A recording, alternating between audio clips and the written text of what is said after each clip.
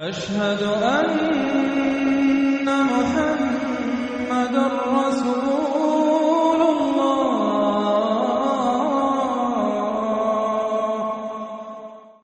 ان میں سب سے پہلی سورۃ العنکبوت۔ بسم اللہ الرحمن الرحیم، الف لام میم، احسب الناس ان یترکوا ان یقولوا آمنا وهم لا یفتنون۔ صدق اللہ العظیم۔ یہ صورت مبارکہ اچھی طرح نوٹ کر لیجئے کہ تقریباً تعین کے ساتھ ہم کہہ سکتے ہیں کہ یہ سن 5 نبوی میں نازل ہوئی ہے، اور صورت اس وقت یہ ہو چکی تھی مکے کے اندر کہ مسلمانوں کو ہر طرح سے ستایا جا رہا تھا۔ 3 سال تک تو یہ ہوا ہے، حضور نے جب اپنی دعوت کا آغاز کیا تو پہلے 3 سال تو یہ ہے کہ کوئی زیادہ الارم محسوس نہیں کیا، خطرہ محسوس نہیں کیا مکے والوں نے، بلکہ انہوں نے کوشش یہ کی کہ چٹکیوں میں اڑا دیں۔ استہزاء ہے، تمسخر ہے، شاعر ہے، ساحر ہے، یہ ہے وہ ہے، جو بھی کہہ کر کہ جیسے کہ ول جو ہوتی ہے کسی کی، اگر یہ ان کی جو ول ہے اس کو کل کر دیا جائے تو اگر یہ بددل ہو کر بیٹھ جائیں محمد تو یہ سارا معاملہ خود ہی ختم ہو جائے گا۔ جو داعی ہے، جو لیڈر ہے، اگر اس کی جو قوت ارادی ہے اسے کسی طرح ختم کر دیا جائے تو استہزاء سے، تمسخر سے، یہ پرسیکیوشن جو تھی وربل تھی، زبانی۔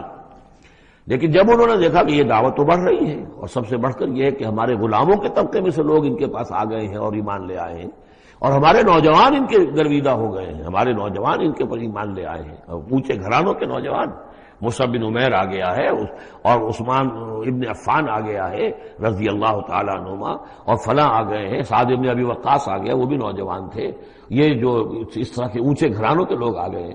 تب انہوں نے پھر فیصلہ کیا کہ اب ان کو سزا دی جائے، انہیں مارا جائے، انہیں گھروں میں بند رکھا جائے، اور خاص طور پر جو غلام تھے بیچارے، جن کے کوئی وہاں حقوق تھے ہی نہیں۔ غلام تو اپنے آقا کی ملکیت ہوتا تھا، وہ اگر آقا اپنے غلام کو قتل بھی کر دے تو اس پر کوئی جرم نہیں، اس لیے کہ ایسے ہی ہے جیسے کہ آپ کی بکری تھی، جب تک آپ نے چاہا گھر میں اپنے باندھے رکھا، اس کا دودھ پیا، جب آپ نے چاہا اس کو ذبح کیا اور گوشت کھا لیا، تو اس میں آپ کو کون پوچھے گا کہ یہ بکری کیوں ذبح کی تم نے؟ بھائی بکری میری ملکیت تھی۔ اسی طریقے سے غلام کو تو جو چاہے وہ کر سکتے تھے، جس طرح چاہیں ستائیں، ماریں، ہلاک کر دیں، کوئی ان پر مقدمہ قائم نہیں ہو سکتا ایسا، اس لیے کہ وہ اس کی ملکیت تھے۔ تو سب سے زیادہ شدید معاملہ جو ہوا ہے وہ غلاموں کے ساتھ ہوا، حضرت بلال رضی اللہ تعالیٰ عنہ، حضرت ابو فقیر رضی اللہ تعالیٰ عنہ۔ پھر یہ کہ کچھ اور لوگ وہاں پر ایسے تھے جو حلیف کی حیثیت سے رہتے تھے، وہ قرشی نہیں تھے، غلام بھی نہیں تھے لیکن قرشی بھی نہیں تھے، لیکن یہ کہ مکے میں ان کا قیام تھا کسی قرشی کے امان، اس سے امان لے کر، اس کے حلیف کی حیثیت سے۔ جیسے یہ آئے تھے جو یاسر رضی اللہ تعالیٰ عنہ، یہ یمن سے آئے تھے، بلکہ ان کے بارے میں یہ معلوم ہوتا ہے کہ انہیں خواب آیا تھا کہ آخری نبی کے ظہور کا وقت ہے، کیونکہ یمن میں عیسائی تھے اور وہاں چرچا موجود تھا ان چیزوں کا۔ اس حوالے سے ان کے علم میں جب یہ بات آئی اور انہیں اندازہ ہوا کہ اس علاقے میں نبی کا ظہور ہونا ہے تو وہ یہاں آ گئے، اور ابو جہل کا ایک چچا تھا، وہ شریف انسان تھا، اس کا حلیف بن کر اور اس کی زیر کفالت انہوں نے مکے میں رہنا شروع کر دیا، اور اسی کی یہ لونڈی تھی حضرت سمیہ رضی اللہ تعالی عنہ۔ تو جو آقا تھا ابو جہل کا چچا، اس کی اجازت سے حضرت سمیہ سے نکاح کر لیا، اور اللہ نے ان کو بیٹا دیا جس کا نام عمار ہے۔ تو عمار اور ان کے والد یاسر اور والدہ عمار کی اور یاسر کی اہلیہ یہ سمیہ، یہ 3 کا خاندان تھا۔ وہ جو چچا تھا ابو جہل کا، اس کا انتقال ہو گیا، اب گویا کہ اس خاندان کی سربراہی ابو جہل کے ہاتھ میں ہے۔ تو اس نے ان 3 پر جو بھی تشدد کیا ہے سب سے زیادہ، 2 کو تو اس ٹارچر کے ذریعے سے، اور ٹارچر کے پھر آخری نتیجے میں ان کو دونوں کو شہید کر دیا، حضرت یاسر کو بھی اور حضرت سمیہ کو بھی رضی اللہ تعالیٰ عنہما۔ اور عمار نے بمشکل جو ہے جان بچائی، اپنی ایک کلمہ کفر کہہ کر پھر انہوں نے جان بچا لی، اور پھر اس پر پچھتائے بھی بہت، یہ میں نے کلمہ کفر کیوں کہا، لیکن قرآن مجید میں یہ بات واضح کر دی گئی کہ صرف جان بچانے کے لیے کلمہ کفر انسان کہہ دے اور اس کا دل جو ہے وہ مطمئن ہو ایمان کے اوپر، تو اللہ تعالیٰ معاف فرمانے والا ہے۔ بہرحال یہ جو تشدد ہو رہا تھا شدید، انہی میں سے ایک ہے خباب بن الارت رضی اللہ تعالیٰ عنہ۔ یہ لوہار کا کام کرتے تھے، یہ بھی کوئی اونچے گھرانے کے آدمی نہیں تھے۔ ان کے ساتھ بھی پھر جو کچھ کیا گیا ہے، ان کے ساتھ وہ واقعہ پیش آیا کہ دہتے ہوئے انگارے جو ہیں وہ لٹائے، زمین کے اوپر بچھائے گئے، انہیں بلایا گیا، اتارو اپنا کرتا اتار دیا، اب لیٹ جاؤ ان کے اوپر، ننگی پیٹھ کے بل وہ دہتے ہوئے انگاروں پر لٹا دیے گئے۔ پھر یہ کہ اسی انگاروں سے ان کی کھال جو ہے وہ جلی اور پیٹھ کی چربی پگھلی، اس سے وہ انگارے جو ہیں وہ ٹھنڈے ہوئے۔ تو یہ صورتحال تھا۔ تو وہ حضرت عمار جو ہے خباب بن الارت رضی اللہ عنہ، وہ راوی ہیں کہ جب ہم پر یہ شدت اتنی ایسی ہو گئی کہ ناقابل برداشت ہو گئی تو ہم پھر حضور کی خدمت میں حاضر ہوئے، اور حضور اس وقت جو ہے خانہ کعبہ کے ایک دیوار کے سائے میں ذرا ایک طرف کو سایہ تھا، تو آپ نے اپنی ایک چادر جو ہے اس کا تکیہ بنایا ہوا تھا اور آپ اس طرح فرما رہے تھے۔ تو ہم گئے، ہم نے کہا کہ اے اللہ کے رسول، کیا آپ ہمارے لیے دعا نہیں کرتے؟ ہمارے لیے اللہ کو نہیں پکارتے؟ ہمارے لیے اب یہ چیزیں ناقابل برداشت ہو رہی ہیں، کب تک ہم جھیلیں گے، کب تک برداشت کریں گے؟ لیکن یہ کہ وہ کہتے ہیں کہ حضور کو یہ ناگوار گزرا، آپ اٹھ کر بیٹھ گئے اور آپ نے فرمایا خدا کی قسم تم جلدی مچا رہے ہو، ابھی تو تم پر وہ چیزیں آئی ہی نہیں ہیں جو تم سے پہلوں پر آئی تھیں۔ ان کے ساتھ تو یہ بھی ہوتا تھا کہ ایک شخص کو لا کر آدھا زمین میں گاڑ دیتے تھے اور باقی جسم جو آدھا اس کا ہوتا تھا زمین سے باہر، تو سر کے اوپر آرا رکھ کر چیرنا شروع کر دیتے تھے اور پورے جسم کو 2 حصوں میں بانٹ دیتے تھے، یہ بھی ہوتا تھا۔ زندہ آگ میں جلا دیتے تھے، یہ بھی ہوتا تھا۔ تو تم جلدی کر رہے ہو، خدا کی قسم وہ دن تو آئے گا کہ ایک سوار صنع سے حضرت موت تک جائے گا اور اس سے سوائے اللہ کی کسی کا خوف نہیں ہوگا، لیکن بہرحال تمہیں صبر کرنا ہوگا۔ وہ انداز ہے اس رکوع کا۔ یہ جو پہلا رکوع ہے سورہ عنکبوت کا، یہ گویا کہ ایک تحریک اور ایک دعوت، اور انقلابی تحریک ہو، انقلابی دعوت ہو، اس میں جو آزمائشیں آتی ہیں، تکلیفیں آتی ہیں، مصائب آتے ہیں، ظاہر بات ہے لوگوں کو قربانیاں دینی پڑیں گی تبھی کوئی کام ہوگا، بغیر اس سے تو نہیں ہوتا۔ اور جب تصادم کا مرحلہ شروع ہو جائے، جب یہ ہے کہ ایک جو معاشرہ جو ہے جس کے اندر کہ وہ کام کر رہے ہیں وہ محسوس کریں کہ یہ ہمارے لیے خطرہ بن گئے ہیں، وہ پرسیکیوٹ کریں اور انہیں ستائیں، تو پھر اس وقت جو مسائل ہوں گے ذہنوں کے اندر، ان کا حل ہے اس میں۔ اور یہ اس اعتبار سے ضربۃ السلام ہے پورے قرآن مجید میں، اس موضوع کے اعتبار سے یہ چوٹی ہے۔ جیسے کہ میں نے آپ کو حدیث سنائی لکل شیء ضربۃ یا کل شیء سنام، ہر شے کی ایک چوٹی ہوتی ہے، وسنام القرآن سورۃ البقرہ، قرآن کی بحیثیت مجموعی چوٹی وہ تو سورہ بقرہ ہے، لیکن یہ کہ قرآن حکیم میں مختلف جو مضامین کے اعتبار سے میں نوٹ کراتا آیا ہوں کہ اس موضوع پر یہ آیت یہ گویا کہ ضربۂ سنام ہے، یہ رکوع جو ہے یہ اس موضوع پر ضربۂ سنام ہے قرآن مجید کا، اس کا کلائمیکس ہے، اس کی چوٹی ہے۔ الف لام میم احسب الناس ان یترکوا ان یقولوا آمنا وهم لا یفتنون، کیا لوگوں نے یہ سمجھا تھا کہ وہ چھوڑ دیے جائیں گے صرف یہ کہنے سے کہ ہم ایمان لے آئے اور انہیں آزمایا نہ جائے گا؟ اب دیکھ رہے ہیں آپ، وہی تیکھا انداز ہے، اظہار ناراضگی ہے، اظہار خفگی ہے، اس لیے کہ تم سے پہلے جو کچھ ہوا ہے۔ اب یہ 3 آیتیں میں آپ کو نوٹ کرا چکا ہوں، سورہ بقرہ کی آیت نمبر 214، ام حسبتم ان تدخلوا الجنة ولما يأتكم مثل الذين خلوا من قبلكم مستهم البأساء والضراء وزلزلوا حتى يقول الرسول والذين آمنوا معه متى نصر الله ألا إن نصر الله قريب، یہ آیت ہم پڑھ چکے ہیں۔ اسی کی ہم مضمون آیت جو ہے سورہ آل عمران میں آئی ہے، آیت نمبر 142، اسی کی ہم مضمون آیت آ چکی ہے سورہ توبہ میں، آیت نمبر 16۔ لیکن یہ کہ یہ مکی قرآن میں یہ آیت ہے، یہ ہے جڑ اور بنیاد، جو ہے کہ اس کا ظہور جو ہو رہا ہے، پھر یہ سمجھیے کہ یہ کلی کھلی ہے تو 3 اس کی جو پتیاں نمایاں ہوئی ہیں اس آیت کی، وہ سورہ بقرہ، سورہ آل عمران اور سورہ توبہ میں ہے۔ حسب الناس، اور ناس کہا ہے، یہ بھی نہیں کہ اہل ایمان کو یہ غلط فہمی ہو گئی تھی، یہ بھی ایک طرح سے عتاب کا انداز ہے، اللہ تعالیٰ ناراضگی کا اظہار کر رہے ہیں، تم جلدی مچا رہے ہو۔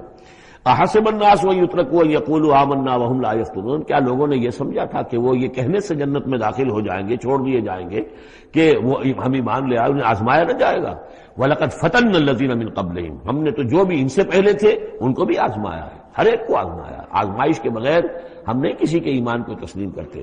فَلَيَعْلَمَنَّ اللَّهُ الَّذِينَ صَدَقُوا وَلَيَعْلَمَنَّ الْكَاذِبِينَ، تو اللہ تعالیٰ تو ظاہر کر کے رہے گا، لفظی ترجمہ تو ہوگا اللہ جان کر رہے گا، لیکن اللہ تعالیٰ کا علم تو قدیم ہے، جو کچھ ان کے دلوں میں اللہ جانتا ہے، لیکن اللہ ظاہر کر دے گا کہ کون کتنے پانی میں ہے، کون منافق ہے، کون ضعیف الایمان ہے، کون قوی الایمان ہے، کون صادق الایمان ہے، کون جو ہے جھوٹ موٹ کا مومن بنا ہوا ہے، کون وہ دودھ پینے والا مجنو ہے اور کون واقعتاً جانثار مجنو ہے، یہ سب کچھ پتہ چلتا ہے آزمائشوں سے۔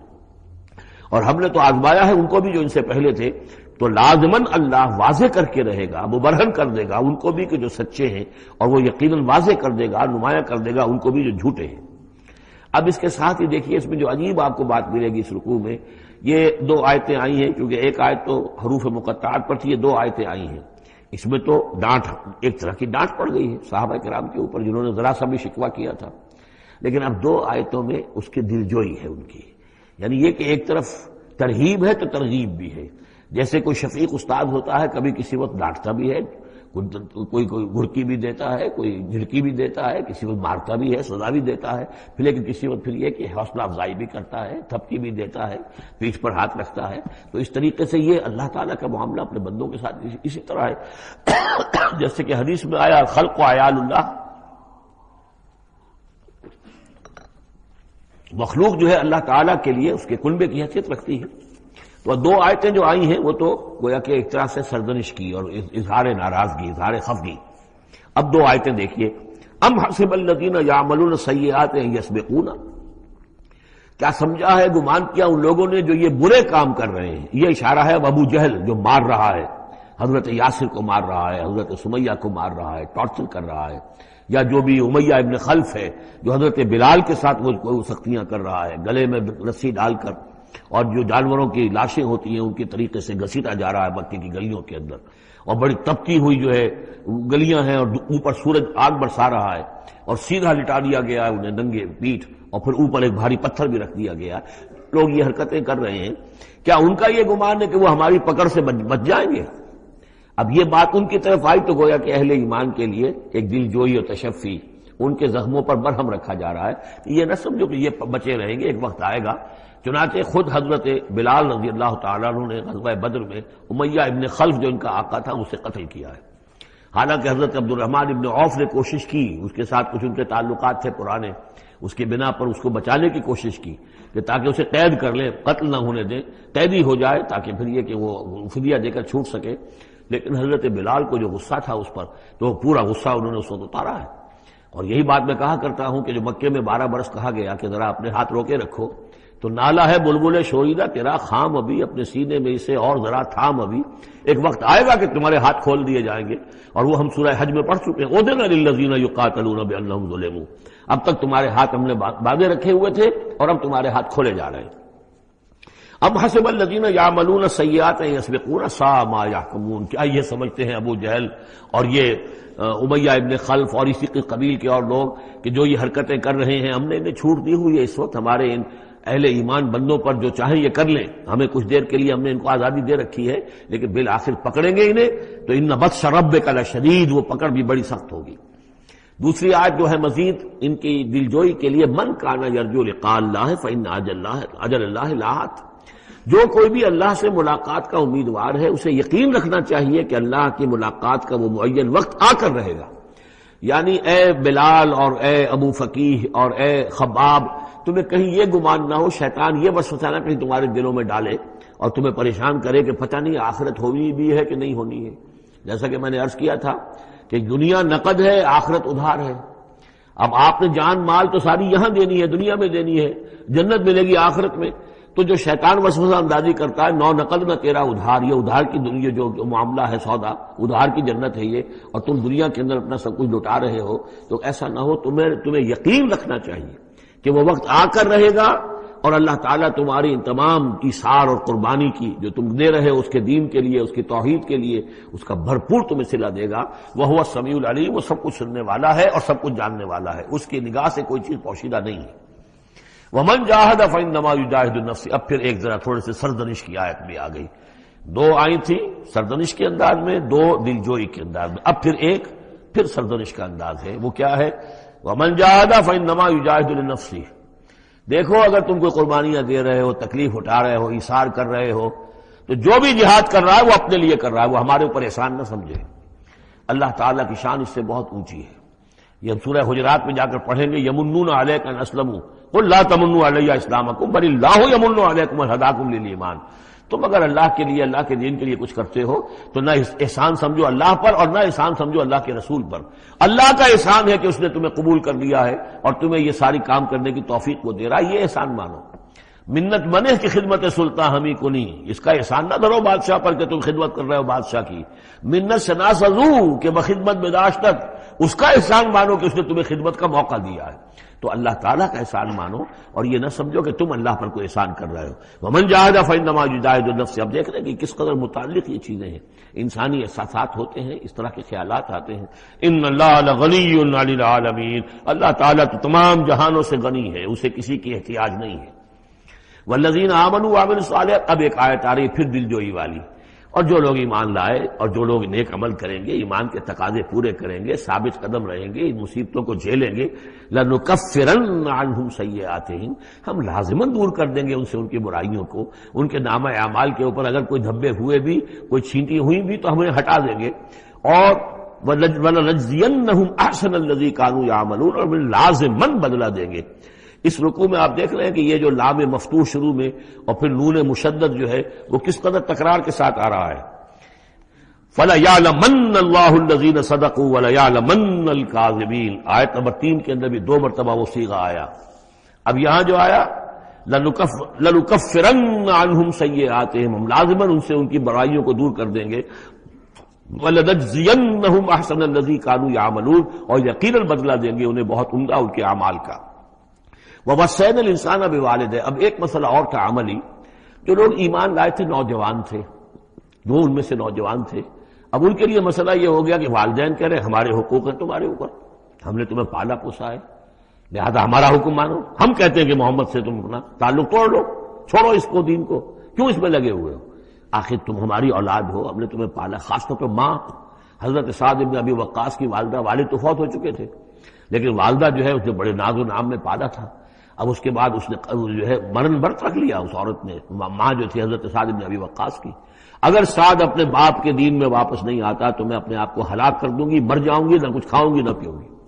اب دیکھیے اس نوجوان سلیم الفطرت نوجوان جو ایمان لایا ہے محمد صلی اللہ علیہ وسلم، بہرحال وہ ایک شریف انسان ہے، نوجوان ہے، ماں کی یہ حالت دیکھ رہا ہے تو کتنے بڑے امتحان سے دوچار ہو گیا۔ تو مسئلہ پیدا ہوا کہ ان معاملات میں کیا کیا جائے۔ ایک والدین کے جو احسانات ہیں وہ اپنی جگہ ہیں، والدین کا کے ساتھ حسن سلوک خود قرآن مجید میں 4 جگہ میں نوٹ کر آیا ہوں، اللہ کے حق کے فوراً بعد والدین کا حق ہے۔ تو اب عملی سوال یہ ہے کہ جہاں یہ دونوں حق ٹکرا جائیں، والدین جو ہے شرک کا حکم دے رہے ہیں، والدین دین کے خلاف حکم دے رہے ہو تو کیا کریں؟ فرمایا وَوَصَّيْنَا الْإِنسَانَ بِوَالِدَيْهِ، ہم نے وصیت کی ہے انسان کو اس کے والدین کے بارے میں، حسن سلوک کی وصیت ہم نے کی ہے، بار بار کی ہے۔ وَإِن جَاهَدَاكَ لِتُشْرِكَ بِمَا لَيْسَ لَكَ بِهِ عِلْمٌ، لیکن اگر وہ تم پر دباؤ ڈالیں، تم سے جہاد کریں، اب دیکھیے جہاد کا لفظ یہاں مشرک والدین کے لیے آ رہا ہے، جہاد جد و جہد کرنا، کوشش کرنا، دباؤ ڈالنا۔ وَإِن جَاهَدَاكَ لِتُشْرِكَ بِمَا لَيْسَ لَكَ بِهِ عِلْمٌ، کہ میرے ساتھ تم شریک کرو اور شرک کرو میرے ساتھ، اور شریک ٹھہراؤ ایسی چیزوں کو جس کے لیے تمہارے پاس کوئی علم نہیں، فَلَا تُطِعْهُمَا، تو ان کا کہنا نہ مانو۔ گویا کہ یہاں وہ اپنی لمٹ سے ایکسیڈ کر رہے ہیں۔ اب والدین کے حقوق ہیں لیکن اللہ کے حقوق کے بعد، اللہ کے حقوق سے پہلے نہیں، اللہ کا حق فائت ہے، لہذا اس معاملے میں اللہ کا دین ہے، اللہ کا حکم وہ مقدم رہے گا، والدین کا حکم دوسرے نمبر پر ہوگا۔ ہاں یہ ہے کہ ایک بندہ جو ہے ایک نوجوان وہ یہ ضرور کرے کہ ڈانٹ کر نہ بات کرے، ڈپٹ کر بات نہ کرے، سینہ تان کر نہ کرے، اس طرح کرے جیسے کہ حضرت ابراہیم یا ابتے یا ابتے یا ابتے، وہ ابا جان امی جان آپ دیکھیے میرے لیے مجبوری ہے، میں نہیں کر سکتا ہوں، آپ اس معاملے کے اندر مجھ پر جو ہے وہ دباؤ نہ ڈالیں، نرمی کے ساتھ ان میں جس طریقے سے بھی ہو، لیکن یہ ہے کہ ماننا نہیں ہے۔ یہ بات اور مزید کھل کر آئے گی سورہ لقمان میں۔ وَإِن جَاهَدَاكَ لِتُشْرِكَ بِمَا لَيْسَ لَكَ بِهِ عِلْمٌ فَلَا تُطِعْهُمَا، تو ان دونوں کا کہنا مت مان۔ إِلَيَّ مَرْجِعُكُمْ، میری ہی طرف تمہیں لوٹ کر آنا ہے، فَأُنَبِّئُكُم بِمَا كُنتُمْ تَعْمَلُونَ، اور پھر میں تمہیں بتا دوں گا، جتلا دوں گا جو کچھ کہ تم کرتے رہے تھے۔ اب یہاں بھی ایک مسئلہ پیدا ہوتا ہے کہ یہ لوگ اپنے گھر والوں سے کٹ رہے ہیں، والدین سے کٹ رہے ہیں، بھائی سے جدا ہو رہے ہیں۔ اب یہ عتبہ ابن ربیعہ جو بہت بڑا سردار تھا، ان کے بڑے بیٹے جو ہے حذیفہ ابن عتبہ، وہ ایمان لے آئے، اور چھوٹا بھائی وہ تھا کہ جو میدان میں گیا، میدان میں باپ کے ساتھ غزوہ بدر میں جو پہلے جو 3 جو ہے واصل جہنم ہوئے وہ بھی تھا، ولید بن عتبہ غالباً نام تھا اس کا۔ تو بھائی سے جدا ہو رہا ہے، رشتہ داروں سے اب کٹ گئے ہیں، والدین سے گھر نکال دیے گئے ہیں، تو اب ان میں جو ان کے دل زخمی ہیں، ان زخمی دلوں پہ مرہم کیا رکھا جا رہا ہے؟ وہ یہ ہے کہ تم صرف کٹے ہی نہیں ہو، جڑے بھی تو ہو۔ اب تم محمد سے جڑ گئے ہو، اب تم ابو بکر سے جڑ گئے ہو، اب تم یہ جو اہل ایمان کا طبقہ ہے، اب ایک نئی برادری وجود میں آ رہی ہے، یہ تمہارے اصل بھائی ہیں، یہ تمہارے جو دین کے اندر بھائی ہیں، جو نظریاتی بھائی ہیں، جو ہم مقصد بھائی ہیں، یہ ہے تمہارے اصل اب عزیز۔ تو اللہ تعالیٰ نے اگر تمہیں کٹنے کا بھی حکم دے دیا ہے، لیکن یہ کہ اس نے تمہارے لیے ایک رفاقت فراہم کی ہے۔ والذین آمنوا وعملوا الصالحات لندخلنہم فی الصالحین، اور یقیناً وہ لوگ جو ایمان لائے اور نیک عمل کرے انہیں داخل کریں گے صالحین میں۔ اور یہ داخلہ دنیا میں بھی ہو گیا. محمد رسول اللہ نے انہیں چھاتی سے لگایا، سینے سے لگایا، اور جیسا کہ 2 دفعہ ہم پڑھ چکے ہیں، حضور کو اللہ تعالیٰ حکم دے رہا ہے کہ آپ ان کے سامنے ذرا اپنے کندھے تواضع، آپ اے محمد آپ تواضع اختیار کیجئے ان کے سامنے، اپنے کندھے جھکائیے. وَاخْفِضْ جَنَاحَكَ لِلْمُؤْمِنِينَ اور وَاخْفِضْ جناحك لمن اتبعك من المؤمنين 2 دفعہ آ چکا، سورہ ہجر میں آ چکا، سورہ طہ میں آ چکا. تو گویا کہ یہ اللہ تعالیٰ نے اپنا احسان بتایا. اور پھر آخرت میں اولئک مع الذین انعم اللہ علیہم من النبیین والصدیقین والشہداء والصالحین، ان کی رفاقت حاصل ہوگی. اب ایک اور بڑا مسئلہ آ رہا ہے، ومن الناس من یقول آمنا باللہ، لوگوں میں سے کچھ ایسے بھی ہیں جو کہتے ہیں ہم ایمان لے آئے اللہ پر، اور لاتے بھی ہیں خلوص کے ساتھ، اخلاص کے ساتھ، کوئی جھوٹ نہیں، کوئی فریب نہیں. ظاہر بات ہے کہ مکے میں کوئی فریب کے لیے کوئی ایمان لانے والا نہیں تھا، وہ تو حالات ایسے پیدا ہوئے مدینے میں آ کر کہ جہاں ایمان کا اعلان فریب کے تحت بھی ہونے لگا. لیکن یہ کہ مکے میں تو ظاہر بات ہے جو ایمان لایا اس کو بار پڑھنی شروع ہو گئی، تو اس میں خامخواہ کہے کے لیے کوئی شخص جو ہے وہ جھوٹ موٹ کا ایمان کائے کو لائے گا. لیکن یہ ضرور ہوتا ہے کہ کچھ لوگ کم ہمت ہوتے ہیں، جیسا کہ میں بارہا آپ سے عرض کر چکا ہوں. کچھ لوگ باہمت ہوتے ہیں، کچھ کم ہمت ہوتے ہیں. باہمت وہ ہے کہ جو ایمان لائے اب ہر سے بعد آباد، جو ہو سو ہو، ماں کشتی درا بنداختے، جان جاتی ہے جائے کوئی بات نہیں، جو ہو سو ہو. کچھ لوگ ہوتے ہیں جن میں اتنی ہمت نہیں ہوتی، گھبرا اٹھتے ہیں. اب ان کو بتایا جا رہا ہے کہ دیکھو اگر تم نے استقامت کا ثبوت اپنا دیا تو اس میں اس کا نتیجہ کیا نکلے گا، تمہارا کیا انجام ہوگا. اب وہ ذرا ہے کہ اس میں ان کے لیے پھر تحدید ہے. ومن الناس، لوگوں میں سے کچھ ایسے بھی ہیں جو کہتے ہیں من یقول آمنا باللہ، ہم اللہ پر ایمان لائے. فَإِذَا أُوذِيَ فِي اللَّهِ، جب اللہ کی راہ میں اللہ کی توحید کو ماننے کی وجہ سے ان کو ایذا پہنچائی جاتی ہے، پرسیکیوٹ کیا جاتا ہے، انہیں ٹارچر کیا جاتا ہے، جعل فتنة الناس كعذاب اللہ، تو وہ لوگوں کی طرف سے ڈالی ہوئی فتنے کو، آزمائش کو، یہ ایسے اس سے گھبرا اٹھتے ہیں جیسے اللہ کے عذاب سے گھبرانا چاہیے. کم ہمتی ہے. وَلَئِن جَاءَ نَصْرٌ مِّن رَّبِّكَ، اور اے نبی اگر آپ کے رب کی طرف سے مدد آ جائے، صورتحال تبدیل ہو جائے، فتح آپ کو مل جائے، حالات اچھے ہو جائیں، لَيَقُولُنَّ إِنَّا كُنَّا مَعَكُمْ، اس وقت پھر یہ کہیں گے کہ ہم بھی تو آپ کے ساتھ ہی تھے. یہ کردار پہلے بھی آ چکا ہے، سورہ بقرہ میں آ چکا، سورہ حج میں آ چکا. وَمِنَ النَّاسِ مَن يَعْبُدُ اللَّهَ عَلَىٰ حَرْفٍ فَإِنْ أَصَابَهُ خَيْرٌ اطْمَأَنَّ بِهِ وَإِنْ أَصَابَتْهُ فِتْنَةٌ انقلب عَلَىٰ وَجْهِهِ خَسِرَ الدُّنْيَا وَالْآخِرَةَ. وہی کردار پھر یہاں پر آ گیا ہے. کوئی کہا کہ ہم ایمان لے آئے، لیکن جب تکلیف آئی، کوئی مصیبت آئی تو ایسے گھبرا گئے جیسے کہ اللہ کے عذاب سے گھبرانا چاہیے. لیکن یہ کہ اس کے بعد اگر نصرت آ جائے تو یہ آپ موجود ہوں گے کہ ہم بھی ساتھی تھے آپ کے. اولیس اللہ بعالم بما فی صدور العالمین، تو کیا اللہ بخوبی واقف نہیں ہے اس سے کہ جو لوگوں کے جو تمام جہان والوں کے دلوں کے اندر ہے اور جو ان کے سینوں کے اندر مضمر ہے. وَلَيَعْلَمَنَّ اللَّهُ الَّذِينَ آمَنُوا وَلَيَعْلَمَنَّ الْمُنَافِقِينَ، اور یقیناً اللہ ظاہر کر کے رہے گا سچے اہل ایمان کو اور ظاہر کر کے رہے گا منافقین کو. گویا کہ یہ شکل جو ہے یوں سمجھیے یہ وہ روگ ہے کہ یہ اگر بڑھ گیا، تم نے ابھی نپ دی ایول ان دی بڈ، ابھی فوری طور پر اس کی اصلاح کر لو، فوری طور پر علاج کر لو. ابھی ٹی بی کا تمہیں انفیکشن ہوئی ہے، فرسٹ سٹیج میں ہے، علاج کر لو. لیکن اگر کہیں تم نے اس وقت پرواہ نہ کی اس کی اور یہ مرض بڑھ گیا تو یہ منافقت تک لے جائے گا تمہیں. اللہ تعالیٰ پھر کھول دے گا کہ یہ منافقت ہے. تو یہ ہے اصل میں پورے مکی قرآن میں یہ ایک جگہ ہے جہاں لفظ منافقین آیا ہے. باقی کردار آیا ہے سورہ حج کے اندر بھی، لیکن وہاں لفظ منافق نہیں ہے. وَمِنَ النَّاسِ مَن يَعْبُدُ اللَّهَ عَلَىٰ حَرْفٍ فَإِنْ أَصَابَهُ خَيْرٌ اطْمَأَنَّ بِهِ وَإِنْ أَصَابَتْهُ فِتْنَةٌ انقلب عَلَىٰ وَجْهِهِ خَسِرَ الدُّنْيَا وَالْآخِرَةَ. لیکن یہاں کھول دیا گیا یہ کردار کس کا ہے، یہ تو پھر منافقت سے. وَلَيَعْلَمَنَّ اللَّهُ الَّذِينَ آمَنُوا وَلَيَعْلَمَنَّ الْمُنَافِقِينَ. اب ایک اور تیسرا پرابلم ہے، یہ 3 پرابلم یہاں پر ٹیکل کیے گئے ہیں. وہ نوجوان جن کے والدین ان کے اوپر دباؤ ڈال رہے تھے، یا وہ کم ہمت لوگ جو ان ایذاؤں سے گھبرا رہے تھے، اور تیسرا یہ ہے کہ کچھ بزرگ لوگ بڑے مخلصانہ انداز میں آ کر کہتے ہیں نوجوانوں سے کہاں اپنے برباد کر رہے ہو، کیریئر برباد کر رہے ہو، اچھے بھلے تعلیم حاصل کر رہے تھے، تم جا رہے تم کس کام میں پڑ گئے ہو، اب تمہاری تعلیم اس درجے کی نہیں رہی ہے، تمہارا کاروبار اچھا جا رہا تھا، کیریئر تھا، تمہارا پروفیشن بہت چمک رہا تھا اور تم اس کام میں پڑ گئے ہو. دیکھو یہ تو ایک شخص نے تمہیں ورگلا دیا. دیکھو ہمارے راستے پر چلو، راستہ صحیح یہی ہے. ہم آخر بوڑھے لوگ ہیں، ہمارا تجربہ ہے، ہم نے اپنے بال دھوپ میں سفید نہیں کیے ہیں. ہم تمہیں اپنے تجربے کی وجہ سے کہہ رہے ہیں کہ ہمارے راستے ہی پر چلتے رہو اور کوئی اس کے اندر نقصان نہیں ہوگا، کوئی اللہ کے یہاں پکڑ نہیں ہوگی. اور اچھا اگر اللہ کے یہاں پکڑ ہوئی تو تمہاری طرف سے ہم جواب دہ ہیں، تمہارے گناہوں کا بوجھ ہم اٹھا لیں گے. اب یہ گویا کہ نہایت ناصحانہ انداز، مخلصانہ انداز، بزرگانہ انداز، اس میں یہ بات کہی جاتی تھی. اب اس میں کیا کریں، اس کا جواب دیا گیا. وقال الذین کفروا للذین آمنوا اتبعوا سبیلنا، اور کہتے ہیں یہ کافر ان سے کہ جو ایمان لے آئے، ہمارے ہی راستے کی پیروی کرو، چلے آؤ انہی راستوں پر. ولنحمل خطایاکم، ہم اٹھا لیں گے تمہاری خطاؤں کو، یعنی تمہاری خطاؤں کا بوجھ، تمہارے گناہوں کی سزا ہم بھگت لیں گے. وما ہم بحاملین من خطایاہم من شیء، اور نہیں ہے وہ ان کی خطاؤں میں سے اٹھانے والے کچھ بھی. انہم لکاذبون، وہ جھوٹ بول رہے ہیں. ولا يحملن اثقالهم واثقالا مع اثقالهم، البتہ وہ اٹھائیں گے لازماً. پھر دیکھیے وہ ليعلمن الله الذين آمنوا ولا يعلمن المنافقين، اور یہاں پھر وہ لفظ آیا ولا يحملن اثقالهم، وہ لازماً اٹھائیں گے اپنے بوجھ بھی، اور جو گمراہ کرنے کی کوشش کر رہے ہیں اس کی وجہ سے اپنے بوجھوں میں اضافہ کر رہے ہیں، وہ مزید بوجھ ہوں گے.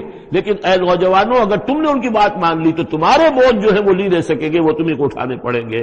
ولا يسألن يوم القيامة عما كانوا يفترون، اور ان سے لازماً باس پرس ہوگی قیامت کے دن جو افتراء وہ کرتے رہے تھے، جو جھوٹ انہیں گھڑا تھا کہ ہم تمہارے بوجھ اٹھا لیں گے، جبکہ لا تزر وازرۃ وزر اخرى، قیامت میں کوئی نہیں ہے جان جو کسی دوسرے کا بوجھ اٹھا لے. یہ 13 آیات، بلکہ یہ کہ اگر حروف مقطعات نکال دے تو 12 آیات، یہ میں سمجھتا ہوں کہ کسی بھی انقلابی اسلامی تحریک کے کارکن کے لیے یہ حرز جان بننے والی آیات ہیں، کہ یہ معلوم ہے کہ اس کے ذہن میں، اس کے شعور میں پیوست ہو جائیں، جیسے کہ پتھر پر کھود دیا جائے اس طرح نقش ہو جائیں. بارک اللہ لی و لکم فی القرآن العظیم ونفعنی وإیاکم بالآیات والذکر الحکیم.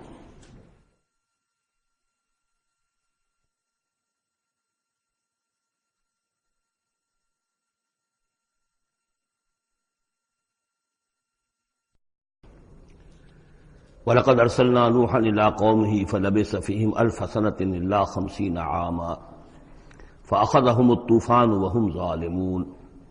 صدق اللہ العظیم. رب اشرح لي صدری ويسر لي امری واحلل عقدۃ من لسانی یفقهوا قولی.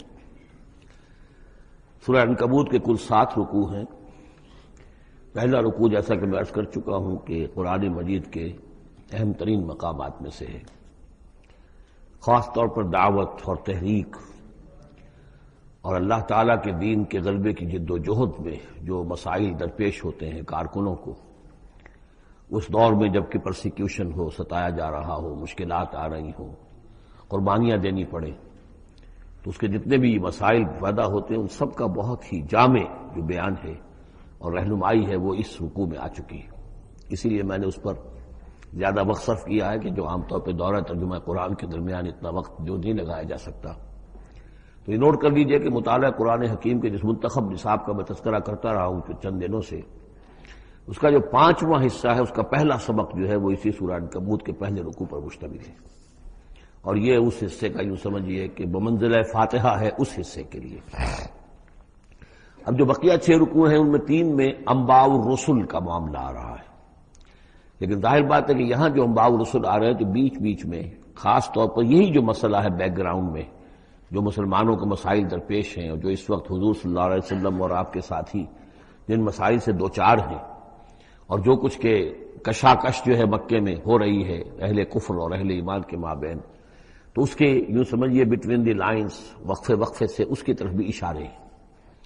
پھر جو بقیہ 3 رکوع رہ جائیں گے ان 3 رکوعوں میں 2 لڑیاں ہیں جو بٹی ہوئی ہیں. ایک لڑی میں خطاب ہے مشرکین عرب کی طرف، اور ایک لڑی میں جو اہل ایمان تھے، جو حضور صلی اللہ علیہ وسلم پر ایمان لائے تھے، جو ان مشکلات سے دوچار تھے، وہاں بھی پھر گن کر 10 ہدایات ان کو دی گئی ہیں. لیکن وہاں یہی ہے کہ وہ بٹی ہوئی ہونے کی وجہ سے لڑیاں وہ کٹا پھٹا معاملہ ہوگا، جیسے کہ سورہ بقرہ میں آپ کو بتا چکا ہوں یا سورہ نساء میں. وَلَقَدْ أَرْسَلْنَا نُوحًا إِلَىٰ قَوْمِهِ، اور ہم نے بھیجا تھا نوح کو اس کی قوم کی طرف. فَلَبِثَ فِيهِمْ أَلْفَ سَنَةٍ إِلَّا 50 عَامًا، تو رہا ان کے مابین وہ 1000 برس سے صرف 50 برس کم، 950 برس. حضرت نوح کا ذکر کتنی مرتبہ آ چکا ہے، لیکن یہ بات پہلے کبھی نہیں کہی گئی. یہاں کیوں کہی گئی کہ اے مسلمانوں تم ابھی پریشان ہو گئے ہو، ابھی اس کے امتحان اور بھی ہیں. اور جیسے کہ سورہ انعام میں آیا تھا، اے نبی اگر آپ کو یہ جھٹلا رہے ہیں وَإِن يُكَذِّبُوكَ فَقَدْ كُذِّبَ رُسُلٌ مِّن قَبْلِكَ، تو آپ سے پہلے ہمارے رسول تھے، انہوں نے صبر کیا. ذرا یاد کیجئے کہ ہمارے بندے نوح نے صلی اللہ علیہ الصلوۃ والسلام 950 برس تک صبر کیا. تو اے مسلمانوں تم سوچو، تم ابھی سے گھبرا گئے ہو؟ یہ موج پریشاں خاطر کو پیغام لبے ساحل نے دیا ہے، دور وصال بحر کبھی تو موجوں میں گھبرا بھی گئی۔ فاخذہم الطوفان وہم ظالمون، تو اس کی قوم کو، حضرت نوح کی قوم کو آ پکڑا طوفان نے اور وہ ظالم تھے، گناہگار تھے۔ فانجیناہ واصحاب السفینہ، تو ہم نے بچا لیا اس کو، یعنی حضرت نوح کو اور کشتی والوں کو۔ وجعلناہا آیۃ للعالمین، اور اسے ہم نے بنا دیا تمام جہانوں کے لیے، تمام جہان والوں کے لیے ایک نشانی۔ وابراہیم، اور ہم نے بھیجا ابراہیم کو، اذ قال لقومہ، جبکہ اس نے کہا اپنی قوم سے، اعبدوا اللہ واتقوہ، اللہ کی بندگی اختیار کرو اور اس کا تقوی اختیار کرو۔ ذالکم خیر لکم ان کنتم تعلمون، یہی تمہارے لیے بہتر ہے اگر علم رکھتے ہو۔ انما تعبدون من دون اللہ اوثانا، یہ جن کو تم پوج رہے ہو اللہ کو چھوڑ کر، یہ تو صرف کوئی بت ہیں، ان کے تھان ہیں جو تم نے بنا لیے ہیں۔ وتخلقون افکا، اور تم نے جھوٹ موٹ گھڑا ہوا ہے، یہ اس کی کوئی بنیاد نہیں، کوئی سند نہیں، نہ عقل میں اور نہ ہی کسی اللہ کی اتاری ہوئی کتاب میں۔ ان الذین تعبدون من دون اللہ لا یملکون لکم رزقا، یہ لوگ جنہیں تم پوجتے ہو اللہ کے سوا، وہ تمہیں رزق نہیں دینے کا اختیار رکھتے۔ فابتغوا عند اللہ الرزق، تو رزق تلاش کرو اللہ کے پاس، اللہ سے مانگو رزق، اللہ سے اپنی مشکل کشائی کی درخواست کرو، اللہ سے اپنی حاجت روائی کے لیے دعا کرو۔ وَاعْبُدُوهُ، اور اس کی بندگی کرو، وَاشْكُرُوا لَهُ، اور اس کا شکر ادا کرو، الیہ ترجعون، یقیناً اسی کی طرف تم لوٹا دیے جاؤ گے۔ اب یہ ذکر حضرت ابراہیم کا کر کر طویل جو ہے ایک جملہ معترضہ آ رہا ہے کہ رخ موڑ دیا گیا ہے اس وقت جو کشاکش ہو رہی تھی حضور کے اور مشرکین مکہ کے درمیان، اب ذکر اس کا ہو رہا ہے۔ وَإِن تُكَذِّبُوا، گویا کہ اب خطاب ہو رہا ہے اہل مکہ سے، اور اگر تم جھٹلا رہے ہو فقد كذب امم من قبلكم، تو دیکھو تم سے پہلے بہت سی قوموں نے جھٹلایا۔ وما علی الرسول الا البلاغ المبین، اور ہمارے رسول پر محمد پر صلی اللہ علیہ وسلم کوئی ذمہ داری نہیں ہے سوائے واضح طور پر اور صاف صاف پہنچا دینے کے۔ اولم یروا کیف یبدی اللہ الخلق ثم یعیدہ، کیا وہ دیکھتے نہیں ہے کیسے اللہ تعالیٰ تخلیق پہلی مرتبہ کرتا ہے پھر وہ دوبارہ بھی کرے گا۔ ان ذلک علی اللہ یسیر، اور یہ اللہ تعالیٰ پر بہت آسان ہے۔ قل سیروا فی الارض فانظروا، اور تو ان سے کہیے کہ ذرا گھومو پھرو زمین میں اور دیکھو کیف بدا الخلق، کیسے اللہ تعالیٰ پہلے تخلیق کیا ہے اس نے خلق کو۔ ثم اللہ ينشئ النشأة الآخرہ، پھر اللہ اٹھائے گا یا اٹھاتا ہے۔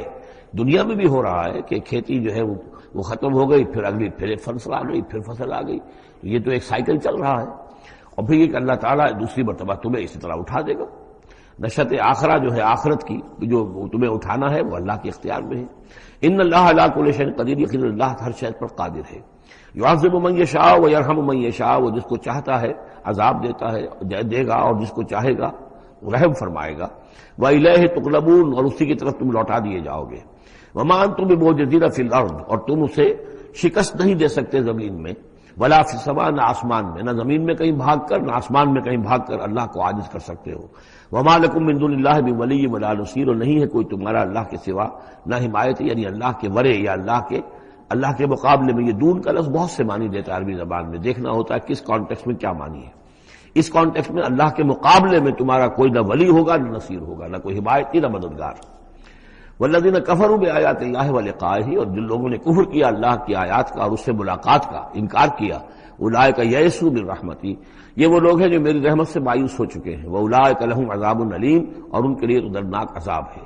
یہاں یہ جملہ معترضہ ختم ہوا اور اب پھر حضرت ابراہیم کا تذکرہ آ رہا ہے۔ فما کان جواب قومہ، تو نہیں تھا کوئی جواب حضرت ابراہیم کی قوم کا، الا ان قالوا، سوائے اس کے کہ انہوں نے کہا اقتلوہ او حرقوہ، اس ابراہیم کو قتل کر دو یا اسے جلا دو۔ فانجاہ اللہ من النار، تو اللہ تعالیٰ نے انہیں نجات دی آگ سے۔ ان فی ذلک لآیات لقوم یؤمنون، اور یقیناً اس میں نشانیاں ہیں ان لوگوں کے لیے جو ایمان رکھتے ہیں۔ وقال انما اتخذتم من دون اللہ اوثانا مودۃ بینکم فی الحیاۃ الدنیا، اب یہ ہے جو بہت اہم جو بات ہے جو کہی ہے انہوں نے، اور انہوں نے کہا حضرت ابراہیم علیہ السلام نے کہ دیکھو تم نے جو یہ اللہ کے سوا بت بنا رکھے ہیں انہیں پوجتے ہو، یہ بھی تم بھی جانتے ہو کہ ان کے پاس کچھ نہیں ہے، تم بھی جانتے ہو کہ ان کو کوئی اختیار حاصل نہیں ہے، تم بھی اور واقع ہو چکے میرے متنبع کرنے کے نتیجے میں تم آگاہ ہو چکے ہو کہ یہ تمہاری حماقت ہے، لیکن تم کیوں چمٹے ہوئے ہو؟ مودۃ بینکم فی الحیاۃ الدنیا، دنیا کی زندگی میں تمہاری باہمی محبتیں جو ہے وہ چمٹا رہی ہیں۔ اب کیا کریں، ہماری قوم ہے، ہماری برادری ہے، ہمارا خاندان ہے، وہ سب یہی کر رہا ہے، میں اگر چھوڑ دوں گا تو میں آؤٹ کاسٹ ہو جاؤں گا، میں تو نکل جاؤں گا پھر برادری سے، اکیلا آدمی کیسا رہے۔ یہ چیزیں ہیں کہ جو انسان کو پھر جمع کر رکھتی ہیں۔ جیسے عصبیت کا ذکر آیا تھا پچھلی صورت میں کہ اب عصبیت نہیں ہونی چاہیے، اسی طریقے سے یہ عصبیت ہی نہیں بلکہ یہ کہ جتنے بھی رشتہ داریاں ہیں، دوستیاں ہیں، کاروبار ہیں، یہ معاملہ جو ہے کہ حق تم پر منکشف ہو چکا ہے، تم جان چکے ہو کہ یہ صرف کوئی شے نہیں ہے یہ تم کر رہے تھے تمہارے آباء و اجداد نے جو رسمیں ڈالی ہوئی ہیں، اور تمہیں میں نے متنبع کر دیا ہے، تم نے اپنے دیوں میں جھانک کر دیکھ لیا ہے، اپنے گریبان میں جھانک کر دیکھ لیا ہے، اور تم پر یہ بات منکشف ہو چکی ہے کہ جو میں کہہ رہا ہوں وہ ٹھیک ہے، پھر بھی تم جو چمٹے ہوئے ہو اپنے اس نظام کے ساتھ، تو اس کا سبب صرف ایک ہے، وقال انما اتخذتم من دون اللہ اوثانا مودۃ بینکم فی الحیات الدنیا، تمہاری باہمی محبتیں جو ہیں دنیا کی زندگی میں وہ تمہیں چمٹائے رہتی ہیں۔ یہی معاملہ ہے اس دنیا میں جب کوئی تحریک اٹھتی ہے اللہ کے دین کے کام کرنے کے لیے، اور بہت مخلص لوگ اس میں شامل ہوتے ہیں، محنت کرتے ہیں، کوشش کرتے ہیں۔ فرض کیجئے کسی شخص سے کوئی غلطی ہو گئی، کوئی غلط رخ مڑ گئی تحریک، اب وہ تحریک جو ہے وہ کافی عرصے کے بعد اس کے اثرات ظاہر ہوئے، اس کے نتائج جو لوگوں کے سامنے آ رہے ہیں، محسوس بھی ہو جاتا ہے کہ یہ واقعتاً ہم کسی غلط راستے پر آ گئے ہیں، لیکن یہ کہ پھر وہ ایک عصبیت جماعتی ایسی پیدا ہو جاتی ہے کہ سب کچھ ماننے کے باوجود پھر اس جماعت کو چھوڑنے کو تیار نہیں ہوتے۔ ہماری دوستیاں ہیں، ہماری رشتہ داریاں ہیں، ہمارے کاروباری تعلقات ہیں، یا یہ کہ کچھ لوگوں کے تو اپنے مفادات بھی اس میں شامل ہو جاتے ہیں، اس لیے کہ کچھ عرصے کے بعد ہر جماعت جو ہے وہ ایک فرقہ بن جاتی ہے۔ جیسے کہ آپ کو معلوم ہے کہ اللہ تعالیٰ نے اس امت کے لیے جو ہے وہ 3 چیزوں کا بندوبست کیا ہے ختم نبوت کے خلا کو پر کرنے کے لیے۔ نبوت ختم ہو گئی محمد الرسول اللہ پر، تو جو خلا پیدا ہوا وہ 3 چیزوں سے پر ہوا۔ نمبر 1، قرآن کی حفاظت کا ذمہ اللہ نے لے لیا، یا پہلے تورات کا لیا تھا نہ انجیل کا لیا تھا۔ نمبر 2، ہر صدی میں مجددین کے اٹھانے کا اہتمام کر لیا، ایسے لوگ اٹھاتے رہے، نبی تو نہیں ہوں گے، وہی نہیں آئے گی، لیکن وہ دین کو تازہ کریں گے، دین کی حقیقی تعلیمات جو لوگ بھول چکے ہوں گے دوبارہ یاد دلائیں گے، دین کی اصل حقائق کی طرف متوجہ کریں گے۔ اور تیسرا یہ کہ ایک جماعت ضرور قائم رہے گی حق پر، لا تزال فی امتی طائفۃ قائمین علی الحق۔ اب ہوتا کیا ہے، ایک صدی میں کوئی ایک مجدد اٹھا، اس نے محنت کی، کوشش کی، جدوجہد کی، کچھ لوگ اس کے گرد آ گئے، جمع ہو گئے، آوان و انصار ہو گئے، وہ ایک جماعت بن گئے۔ لیکن یہ کہ اگلی نسل میں کیا ہوگا، یہ لوگ جو آئے تھے اس کے ساتھ یہ تو آئے تھے فیس ویلیو پر اس کو قبول کرنے کی، یہ دعوت صحیح ہے، لیکن ان کی اولاد اب اس لیے چمٹ رہی ہے کہ ہمارے والد تھے اس جماعت میں۔ اب یہ عصبیت کا ایک سلسلہ شروع ہوا۔ تیسری نسل میں آ کر پھر یہ ہو جاتا ہے اتنے عرصے میں اس جماعت کا ایک حلقہ بن گیا، اس کے آپس کے دوستیاں ہیں، تعلقات ہیں، لین دین بھی ہے، رشتہ داریاں بھی ہو گئی ہیں، لہذا وہ ایک فرقے کی شکل اختیار کر لیتے ہیں۔ اب اس فرقے کے ساتھ چمٹ کر لوگ رہتے ہیں، لیکن پھر اللہ تعالیٰ کسی اور کو اٹھاتا ہے، اور پھر کوئی اللہ کا بندہ جو ہے اسی کام کو اثر نو شروع کرتا ہے۔ یہی ہوتا آیا ہے، اسی لیے ہر صدی میں مجددین، اس لیے کہ تیسری نسل میں آ کر دعوت جو ہے وہ لازماً اس کے اندر خرابی پیدا ہو جاتی ہے۔ اس لیے کہ حضور نے بھی فرمایا خیر امتی قرنی ثم الذین یلونہم ثم الذین یلونہم، بہترین میری امت کا دور تو ہے میرا اپنا دور، پھر وہ جو میرے بعد ہیں، اور پھر وہ جو ان کے بعد ہیں۔ تو 3 نسلوں کو آپ نے خیر قرار دیا ہے۔ اس کے بعد ظاہر بات ہے زوال آیا ہے، ہمارے ہاں بھی آیا ہے۔ جب حضور کی قائم کی ہوئی جماعت میں زوال آ گیا تو اور کون ہوگا بڑا سے بڑا شخص جس کی قائم کی ہوئی کسی جماعت میں زوال نہ آئے۔ تو یہ تو چیزیں ہوتی ہیں، لیکن ہر شخص کو ہر وقت دیکھنا چاہیے کہ آج کے دور میں دین کا وہ کام کس کے حوالے اللہ نے کیا ہے، کس کو توفیق دی ہے جو صحیح طریقے پر اس کام کو کر رہا ہے، اور اس کا ساتھ دینا چاہیے۔ کسی جماعتی عصبیت، جس طرح کسی قبائلی عصبیت کے اندر مبتلا نہیں ہونا چاہیے، ایسے ہی کسی جماعتی عصبیت میں بھی مبتلا نہیں ہونا چاہیے۔ یہ ہے وہ اہم بات جو یہاں آئی ہے۔ قال انما اتخذتم من دون الله اوثانا مودۃ بینکم فی الحیات الدنیا ثم یوم القیامۃ یکفر بعضکم بعضا ببعض، پھر قیامت کے تم ایک دوسرے کا انکار کرو گے، تم ابھی تو بڑی دوستیاں ہیں، بڑا گٹھ جوڑ ہے۔ وَيَلْعَنُ بَعْضُكُمْ بَعْضًا، تم میں سے بعض دوسروں کو لعنت کریں گے۔ وَمَأْوَاكُمُ النَّارُ، اور تم سب کا ٹھکانہ ہوگی آگ۔ وَمَا لَكُم مِّن نَاصِرِينَ، اور نہیں ہوگا کوئی تمہارے لیے مدد کرنے والے۔ فآمن لہ لوط، تو حضرت لوط ایمان لے آئے حضرت ابراہیم پر، وہ ان کے بھتیجے تھے۔ وقال انی مہاجر الی ربی، اور حضرت ابراہیم نے کہا میں اپنے رب کی طرف ہجرت کر رہا ہوں۔ وہ اپنا ملک چھوڑ کر چلے آئے شام کی طرف۔ قرآن مجید میں کہیں بھی پھر اس کے بعد یہ تذکرہ نہیں ملتا کہ ان کی قوم کا کیا حشر ہوا، پیچھے ان کو ہلاک کیا گیا، کیا ہوا، واللہ عالم۔ انہ هو العزیز الحکیم، یقیناً اللہ تعالیٰ زبردست ہے، حکمت والا۔ ووهبنا له اسحاق و یعقوب، اور ہم نے اسے اسحاق جیسا بیٹا دیا، یعقوب جیسا پوتا دیا۔ وجعلنا فی ذریتہ النبوۃ والکتاب، اور پھر ہم نے اسی کی نسل میں، اسی کی اولاد میں نبوت اور کتاب رکھ دی۔ یہ نوٹ کر لیجئے کہ حضرت ابراہیم علیہ السلام کے بعد کوئی نبی کوئی رسول اس دنیا میں ان کی نسل سے باہر نہیں آیا، لیکن یہ کہ ان کی نسل کہاں کہاں پھیلی ہے یہ ہم نہیں جانتے۔ حضرت ابراہیم کے بیٹے حضرت اسحاق، ان کی نسل کتنی تھی، کہاں کہاں گئی ہے؟ تورات نے تو محفوظ رکھا ہے صرف یعقوب کو، اس لیے کہ بنی اسرائیل کیونکہ یہ لوگ ہیں، اس اپنی نسلی وہ جو بات تھی اس کے حوالے سے حضرت یعقوب کے بارے میں تو ساری چیزیں موجود ہیں۔ حضرت اسحاق کی کوئی اور بیٹا بھی تھا کہ نہیں تھا؟ عیسو تھا مثلا، تو وہ عیسو کہاں ہے؟ اس کی اولاد کہاں گئی؟ اس طرح بنی قطورہ، کئی بیٹے تھے حضرت ابراہیم کے حضرت قطورہ سے، تو ان میں سے صرف ایک کا ہمیں تذکرہ ملتا ہے اور وہ ہے حضرت شعیب جس نسل میں آئے ہیں، مریم کی اولاد، باقی کہاں گئے؟ تو اسی طریقے سے یہ کہ یہ در حقیقت یہ اولاد ابراہیم کہاں کہاں پھیلی ہے، جیسے کہ میرا گمان ہے کہ ہندوستان میں بھی آئی ہے۔ صرف یہ کہ ہو سکتا ہے کہ حضرت اسحاق کی اولاد میں سے عیسو کی اولاد آئی ہو اور وہ یہاں پر آباد ہوئی ہو، لیکن یہ کہ ان کا تعلق بھی یہ خاص طور پر برہمن طبقہ جو ہے میں سمجھتا ہوں کہ وہ اسی طریقے سے ابراہیم کی نسل سے ہے۔ برہمن ابراہیم سے تعلق رکھنے والا برہمن، تو یہ میں سمجھتا ہوں کہ لفظی جو ہے اس میں مناسبت موجود ہے۔ واللہ عالم، یقین سے ہم نہیں کہہ سکتے، الا یہ کہ کوئی شخص ہسٹری کا اس کو اپنا ریسرچ کا موضوع بنائے، بڑا عالم ہو، وہ لائبریریاں جو ہے کھنگالے اور پرانی تاریخیں دیکھے، شاید۔ وَوَهَبْنَا لَهُ إِسْحَاقَ وَيَعْقُوبَ وَجَعَلْنَا فِي ذُرِّيَّتِهِ النُّبُوَّةَ وَالْكِتَابَ، ہم نے اسی کی نسل میں، اسی کی اولاد میں نبوت اور کتاب رکھ دی۔ طویل عرصے تک وہ نبوت و کتاب آتی رہی حضرت یعقوب کی اولاد میں، پھر آخری نبوت و رسالت حضرت اسماعیل کی اولاد میں۔ وَآتَيْنَاهُ أَجْرَهُ فِي الدُّنْيَا، ہم نے اسے اجر جو ہے دنیا میں بھی عطا فرمایا، وَإِنَّهُ فِي الْآخِرَةِ لَمِنَ الصَّالِحِينَ، اور یقیناً وہ آخرت میں ہمارے بڑے نیک بندوں میں سے ہیں۔ وَلُوطًا، اور ہم نے لوط کو بھیجا، اذ قال لقومہ انکم لتاتون الفاحشہ، جب انہوں نے کہا اپنی قوم سے، یہ جو قوم کہا گیا مجازن، حقیقتاً وہ قوم ان کی نہیں تھی، حضرت لوط جو ہے وہ تو بھیجے گئے ہیں ان شہروں کی طرف، یہی ایک استثناء ہے، ورنہ ہر قوم کی طرف رسول اسی کی امت اسی میں سے بھیجا گیا، لیکن چونکہ حضرت ابراہیم کے بعد کوئی رسول کسی اور قوم میں ہو نہیں سکتا، اس لیے عمورہ اور صدوم کی بستیوں میں جو بھیجے گئے وہ حضرت لوط ہیں جو حضرت ابراہیم علیہ السلام کے بھتیجے ہیں۔ انکم لتاتون الفاحشہ، تم لوگ بڑی بے حیائی کا ارتکاب کر رہے ہو، ما سبقکم بہا من احد من العالمین، تمام جہان والوں میں کسی قوم نے تم سے پہلے یہ حرکت نہیں کی۔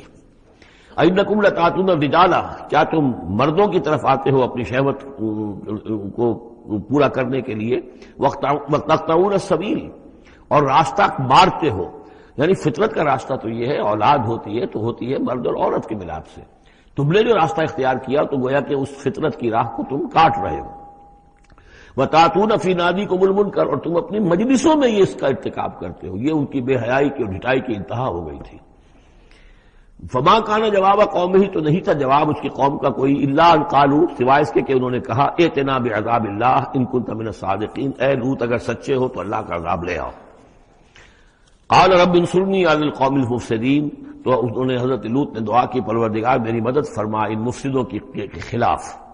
ولما جاءت رسلنا ابراہیم بالبشریٰ، اور جب ہمارے جو ایلچی تھے یعنی وہ جو فرشتے آئے تھے انسانی شکل میں ابراہیم کے پاس بشرا لے کر، بشارت لے کر حضرت اسحاق کی ولادت کی، قالوا انا مہلکو اہل هذه القریہ، انہوں نے کہا کہ ہم ہلاک کرنے کے لیے بھیجے گئے ہیں ان بستی والوں کو، ان اہلھا کانوا ظالمین، یقیناً اس کے جو بستی والے جو ہیں، اس بستی کے لوگ رہنے والے وہ بڑے ظالم ہیں، گناہگار ہیں۔ قال ان فیہا لوطا، حضرت ابراہیم نے کہا اس میں تو لوط بھی تو ہے اسی بستی کے اندر۔ قالوا نحن اعلم بمن فیہا، انہوں نے کہا ہمیں خوب معلوم ہے کہ کون کون ہے اس میں۔ لننجینہ اہلہ الا امرأتہ، ہم اسے بچا لیں گے، نجات دیں گے، اس کو بھی اس کے گھر والوں کو بھی، سوائے اس کی بیوی کے، کانت من الغابرین، وہ ہوگی رہ جانے والوں میں۔ ولما ان جاءت رسلنا لوطا، اور جب وہ ہمارے ایلچی جو ہے وہ پہنچے حضرت لوط کے پاس، سیء بہم، ان کو دیکھ کر وہ پریشان ہوئے، وضاق بہم ذرعا، اور ان کا دل جو بہت تنگ ہوا، خوبصورت لڑکوں کی شکل میں آئے تھے۔ وقالوا لا تخف ولا تحزن، انہوں نے کہا نہیں آپ نہ کوئی خوف کھائیں اور نہ کوئی رنجیدہ ہوں، انا منجوک واہلک، ہم تو آپ کو نجات دینے کے لیے آئے ہیں اور آپ کے گھر والوں کو، الا امرأتک، سوائے آپ کی بیوی کے، کانت من الغابرین، وہ پیچھے رہنے والوں ہی میں ہے۔ انا منزلون علی اہل هذه القرية رجزا من السماء، ہم نازل کرنے والے ہیں اس بستی کے رہنے والوں پر ایک آفت، ایک عذاب آسمان سے، بما كانوا يفسقون، پر سبب اس فسق کے اور فجور کے اور گندگی کے جو وہ کر رہے تھے۔ وَلَقَدْ تَرَكْنَا مِنْهَا آيَةً بَيِّنَةً، اور ہم نے چھوڑ دیا اس میں سے، اس بستی میں سے کوئی نشانی جو ہے وہ اس وقت تک موجود ہوگی جبکہ قرآن نازل ہوا ہے، اسی لیے کہ قرآن کہتا ہے بار بار تم گزرتے ہو ان بستیوں کے کھنڈرات کے اوپر سے، بَيِّنَةً لِقَوْمٍ يَعْقِلُونَ، ان لوگوں کے لیے کہ جو عقل سے کام لیں۔ وَإِلَىٰ مَدْيَنَ أَخَاهُمْ شُعَيْبًا، اور مدین کی طرف ہم نے بھیجا ان کے بھائی شعیب کو، فقال یا قوم اعبدوا اللہ، اور انہوں نے کہا کہ اے میری قوم کے لوگوں اللہ کی بندگی کرو، وارجوا الیوم الآخرہ، اور دیکھو آخرت کے دن کی، قیامت کے دن کی انتظار میں رہو، امید میں رہو، وہ قیامت کا دن آ کر رہے گا۔ ولا تعثوا فی الارض مفسدین، اور زمین میں فساد مچاتے مت پھرو۔ فکذبوہ، تو انہوں نے اس کو جھٹلا دیا، فاخذتہم الرجفۃ، تو انہیں آ پکڑا ایک زلزلے نے، فاصبحوا فی دارہم جاثمین، تو وہ اپنے گھروں کے اندر پڑے رہ گئے اوندھے ہوئے۔ وعادا وثمودا، اسی طرح عاد اور سمود، وقد تبین لکم من مساکنہم، اور تمہیں معلوم ہے کہ ان کے مسکن کہاں تھے، تمہارے لیے واضح ہیں کہاں رہتے تھے، یہ کہاں آباد تھے۔ وزین لہم الشیطان اعمالہم، اور شیطان نے ان کے لیے ان کے برے اعمال کو، مشرکانہ افعال کو مزین کر دیا تھا، اسی میں مگن تھے، خوش تھے۔ فصدہم عن السبیل، اور روک دیا تھا انہیں اللہ کے صحیح راستے سے، صراط مستقیم سے، جو صراط توحید ہے اس سے۔ وَكَانُوا مُسْتَبْصِرِينَ، حالانکہ وہ تھے بہت ہوشیار، بہت غور کرنے والے، سوچنے والے، بڑے دانشور تھے، لیکن یہ کہ یہ بڑے دانشور جو ہے کسی جگہ ایسا بھی ہوتا ہے، بہت بڑا عقل مند انسان جو ہے وہ اپنے ناک کے نیچے کے پتھر سے ٹھوکر کھاتا ہے۔ یہ اور اس کی سب سے بڑی مثال جو ہے وہ ہمارے آج کل کے سائنسدان ہیں، کتنی باریکیاں دیکھ رہے ہیں اس کائنات کی، سب کچھ دیکھ لیا، اللہ نظر نہیں آتا، کہاں سے کہاں دیکھ رہے ہیں، کتنی بڑی بڑی ٹیلیسکوپس ہیں، اور کتنے ٹریلین وہ لائٹ ایئرز کے اوپر دریافت کر رہے ہیں کہ نیا ستارہ وجود میں آ گیا، سب کچھ ہو رہا ہے، لیکن یہ کہ ان تمام چیزوں کو دیکھنے کے باوجود ان کا دماغ اللہ کی طرف منتقل نہیں ہوتا۔ یہ ہے کہ ایک طرف سے اندھے ہیں، ایک آنکھ کھلی ہے، ایک آنکھ اندھی ہے۔ تو اگرچہ وہ بھی تھے بڑے ہوشیار، مستبصرین، یعنی استبصار جو ہے یہ باب استفعال، دیکھنا، بڑے غور سے دیکھا کرتے تھے، مشاہدہ کرتے تھے، آبزرو کرتے تھے، سب کچھ تھے، باقی سب کچھ نظر آیا انہیں، ڈھونڈنے والا ستاروں کی گزرگاہوں کا اپنے افکار کی دنیا میں سفر کر نہ سکا، وہ ساری جو ہے وہ ستاروں کی گزرگاہیں جو ہے ان کی تحقیق ہو رہی ہے، لیکن یہ کہ میں خود کون ہوں، کہاں سے آیا ہوں، کہاں جا رہا ہوں، میری زندگی کا مال کیا ہے، اس کا مقصد کیا ہے، بس پیدا ہونا، کھانا پینا، جانوروں کی طرح رہنا اور ختم ہو جانا۔ Is that all? Is death the end of our existence? کیا موت پر ہمارے وجود کا خاتمہ ہو جائے گا؟ تو کیا زندگی ہوئی، عمر دراز مانگ کے لائے تھے 4 دن، 2 آرزو میں کٹ گئے، 2 انتظار میں، کتنا وقت تو گزر گیا، بچپن کے اندر ابھی فہم ہی نہیں تھا، لڑکپن ہے، اس کے بعد نوجوانی ہے، اس کے کچھ اپنے ہی اور جو ہے اس کی کیفیات ہوتی ہیں۔ جب ذرا ہوش اور شعور آیا ہے، ایک ذرا ہوش میں آنے کے خطا کار ہیں ہم، اور اس کے بعد پھر بڑھاپا آ گیا، اور اس کے بعد جو ہے کہلا یعلم من بعد علم شیئا، بس یہی زندگی ہے، یہ اشرف المخلوقات ہے، یہ مسجود ملائک کی زندگی یہ ہے؟ نہیں، اصل زندگی تو ہے تو اسے پیمانہ امروز و فردا سے نہ ناپ، جاویداں پہ ہمدماں ہر دم جواں ہے زندگی، وہ زندگی تو ابدی ہے۔ یہ تو اس کا چھوٹا سا حصہ علیحدہ کر کے ایک امتحانی وقفہ بنا دیا ہے، اسے ایک امتحانی وقفہ ہے، 3 گھنٹے کا نہیں، 30 سال کا صحیح، بس اس کے علاوہ کچھ نہیں۔ کوانٹیٹیو فرق ہے، کوالٹیٹیو نہیں۔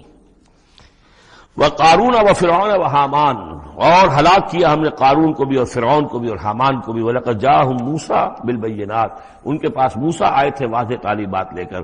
فَاسْتَكْبَرُوا فِي الْأَرْضِ، انہوں نے زمین میں تکبر کیا، وَمَا كَانُوا سَابِقِينَ، لیکن یہ کہ وہ ہماری پکڑ سے بچ کر نکل جانے والے نہیں تھے، ہم سے آگے نہیں نکل سکتے تھے۔ فَكُلًّا أَخَذْنَا بِذَنبِهِ، ہم نے سب کو پکڑا ان کے گناہوں کی پاداش میں۔ فَمِنْهُمْ مَنْ أَرْسَلْنَا عَلَيْهِمْ حَاصِبًا، تو ان میں وہ بھی تھے کہ جن پر ہم نے ایسی زوردار ہوا بھیجی جس میں پتھراؤ تھا، وہ ہوا جو ہے ان پر پتھراؤ کر رہی تھی۔ تو یہ قوم لوط پر بھی ہوا ہے، اور بعض حضرات کے نزدیک قوم عاد پر بھی۔ سخرها عليهم 7 ليال و8 أيام حسوما فترى القوم فيها صرعا، ایک ایسی تیز آندھی آئی ہے، 7 دن اور 7 راتیں اور 8 دن چلتی رہی کہ اس نے اٹھا کر پٹخا ہے، اور اس میں وہ کنکر بھی تھے، وہ بلٹس کا کام کر رہے تھے، جو اور سے بڑے پتھر تھے وہ کام کر رہے تھے، میزائلز کا، تو یہ سب کے سب ہلاک ہو گئے۔ فمنهم من ارسلنا علیہ حاصبا ومنهم من اخذته الصیحہ، اور ان میں سے وہ بھی تھے کہ جن کو ایک چنگھاڑ نے آ پڑا، آپ پکڑائیے سمود اور اہل مدین تھے، ومنہم من خسفنا بہ الارض، ان میں وہ بھی تھے کہ جنہیں ہم نے زمین میں دھسا دیا، یہ قارون کا معاملہ ہے جو سورہ قصص میں آ چکا ہے، ومنہم من اغرقنا، اور وہ بھی تھے جنہیں ہم نے غرق کر دیا۔ اور غرق کرنے کے دو طریقے ہوئے، ایک تو یہ کہ جو قوم آباد تھی قوم نوح جہاں تھی وہی غرق کیا، وہی کا وہی، لیکن یہ کہ ایک یہ ہے کہ فرعون کو اور اس کے فوج کو اور لاؤ لشکر کو ان کے محل سے نکال کر ان کے شہروں سے نکال کر لا کر اور دریا سمندر میں غرق کیا۔ وما كان الله ليظلمهم، لیکن اللہ تعالیٰ ان پر ظلم کرنے والا نہیں تھا، ولكن كانوا انفسهم يظلمون، بلکہ یہ تو وہ خود اپنے اوپر ظلم کر رہے تھے۔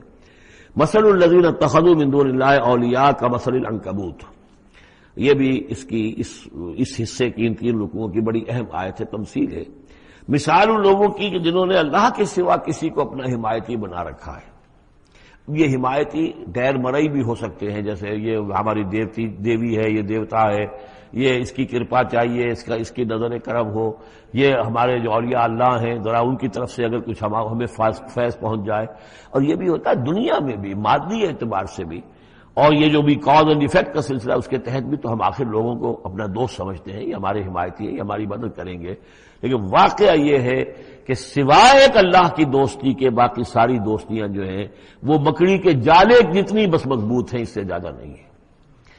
مثل الذین اتخذوا من دون اللہ اولیاء کمثل العنکبوت، جن لوگوں نے اللہ کو چھوڑ کر کسی اور کو اپنا پشت پناہ اور مددگار بنایا ہے، کسی اور پر توکل ہے، کسی اور پر سہارا ہے، امریکہ ہماری مدد کرے گا، وہ جو کچھ 71 میں ہوا وہ آپ کو معلوم ہے، وہ بیڑا اس کا جہاز بھی آ رہا تھا، لیکن یہ کہ کوئی مدد ہماری نہیں کی گئی، کوئی نہیں ہے، کوئی کسی کا سہارا بننے والا نہیں ہے۔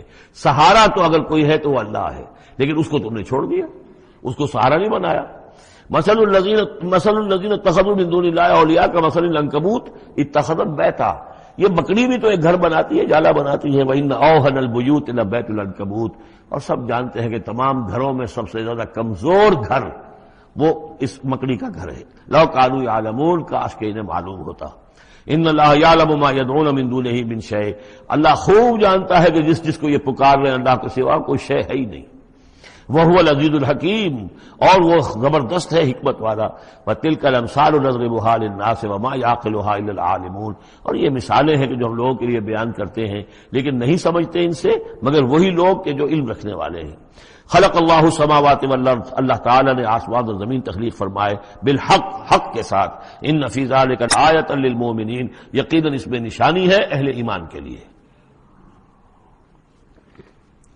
اب یہ جو بقیہ 3 رکوع ہیں 21ویں پارے میں آ رہے ہیں، یہ جیسا کہ میں نے عرض کیا اس میں 2 لڑیاں ہیں بٹی ہوئی۔ ایک لڑی ہے خطاب اہل ایمان سے، یہاں ایک جگہ آپ کو مل جائے گا کہ براہ راست خطاب بھی ہے، یا عبادی الذین آمنوا، یا ایھا الذین آمنوا والا جو ہے کہ جو مدنی صورتوں میں جو خطاب کا صیغہ ہے وہ تو یہاں بھی نہیں آیا، لیکن براہ راست خطاب کیا ہے۔ لیکن یہ کہ اگر گنتی کریں گے تو کچھ 10 احکام اور دیے گئے ہیں ان لوگوں کو جو دین کے لیے کسی محنت کے اندر جد و جہد میں، اس کو غالب کرنے کی کسی کوشش میں، اس کی تحریک میں، اس کی دعوت میں لگے ہوئے ہوں، اور اس میں ان کے لیے مصائب ہوں، مشکلات ہوں، تکالیف ہوں، پریشانیاں ہوں، تو ان کے لیے کیا ہدایات ہے۔ سب سے پہلی ہدایت 100 ہدایتوں کی ایک ہدایت، اتل ما اوحی الیک من الکتاب، تلاوت کرتے رہا کرو اس شے کی جو وحی کی گئی ہے آپ کی جانب کتاب میں سے۔ یہی ہم پڑھ چکے ہیں سورہ کہف میں بھی، وَاتْلُ مَا أُوحِیَ إِلَيْكَ مِن كِتَابِ رَبِّكَ لَا مُبَدِّلَ لِكَلِمَاتِهِ وَلَن تَجِدَ مِن دُونِهِ مُلْتَحَدًا۔ وہی بات، سب سے بڑا سہارا بندہ مومن کا کیا ہے؟ اللہ پر جتنا یقین ہوگا، اللہ پر جتنا بھروسہ ہوگا، اللہ سے جتنا تعلق ہوگا اتنا ہی صبر کرے گا۔ وَاصْبِرْ وَمَا صَبْرُكَ إِلَّا بِاللَّهِ، اور اللہ کے ساتھ تعلق کا سب سے بڑے ذریعہ یہ قرآن مجید ہے۔ طرفوا بِأَيْدِيكُمْ وَطَرَفُوا بِيَدِ اللَّهِ، اس کا ایک سرا تمہارے ہاتھ میں ہے، ایک سرا اللہ کے ہاتھ میں ہے۔ القرآن حبل اللہ الممدود من السماء إلى الأرض، حضرت عبداللہ ابن مسعود کی روایت کردہ حدیث ہے، حضور نے فرمایا یہ اللہ کی رسی ہے، مضبوطی کے ساتھ تھام لو اس کو، یہ تنی ہوئی ہے زمین سے آسمان تک۔ تو واعتصموا بحبل اللہ جميعا، تو اس کے لیے یہ کہ قرآن پڑھا کرو۔ اتل ما اوحی الیک من الکتاب واقم الصلاۃ، اور قرآن کے بعد نمبر 2 نماز قائم کرنا۔ یہ نماز جو ہے اقیم الصلاۃ لذکری، یہ سورہ طٰہٰ میں ہم پڑھ آئے ہیں، حضرت موسیٰ کو پہلی وحی ہو رہی ہے، پہلی گفتگو ہو رہی ہے کوہ طور پر، اقیم الصلاۃ لذکری۔ ان الصلاۃ تنہی عن الفحشاء والمنکر، یقیناً یہ نماز روکتی ہے بے حیائی کے کاموں سے بھی اور برے کاموں سے بھی۔ ولا ذکر اللہ اکبر، اور جان لو اللہ کا ذکر سب سے بڑی شے ہے۔ یہاں ذکر کو علیحدہ نہ سمجھیں، یہی ذکر ہے۔ قرآن جو ہے الذکر ہے، ہم نے سورہ ہجر میں دیکھا الذکر، انا نحن نزلنا الذکر وانا لہ لحافظون، تو ذکر میں سب سے پہلے قرآن ہے۔ نمبر 2 اقیم الصلاۃ لذکری، نماز قائم کرو میری یاد کے لیے۔ قرآن تو ہے ہی مجسم ذکر، نماز ذکر کے لیے ہے۔ اور تیسری چیز کیا ہے؟ ادعیہ معصورہ ہیں محمد رسول اللہ صلی اللہ علیہ وسلم کی، زندگی کا ہر کام کرتے ہوئے دعا ہے۔ آپ بیت الخلاء میں داخل ہو رہے ہیں تو دعا ہے، نکل رہے ہیں تو دعا ہے، گھر سے باہر جا رہے ہیں دعا ہے، گھر میں داخل ہو رہے ہیں دعا ہے، شیشہ دیکھا ہے تو دعا ہے، کپڑے بدلے ہیں دعا ہے، ہر کام کیجئے، لیکن یہ کہ آپ کا اس وقت اللہ کے ساتھ ذہنی رشتہ قائم رہتا ہے۔ چوتھے نمبر پر جو بھی اور حضور نے فرمائے ہیں، یہ 33 مرتبہ سبحان اللہ اور 33 مرتبہ الحمدللہ اور اللہ اکبر، یہ بھی ذکر ہے۔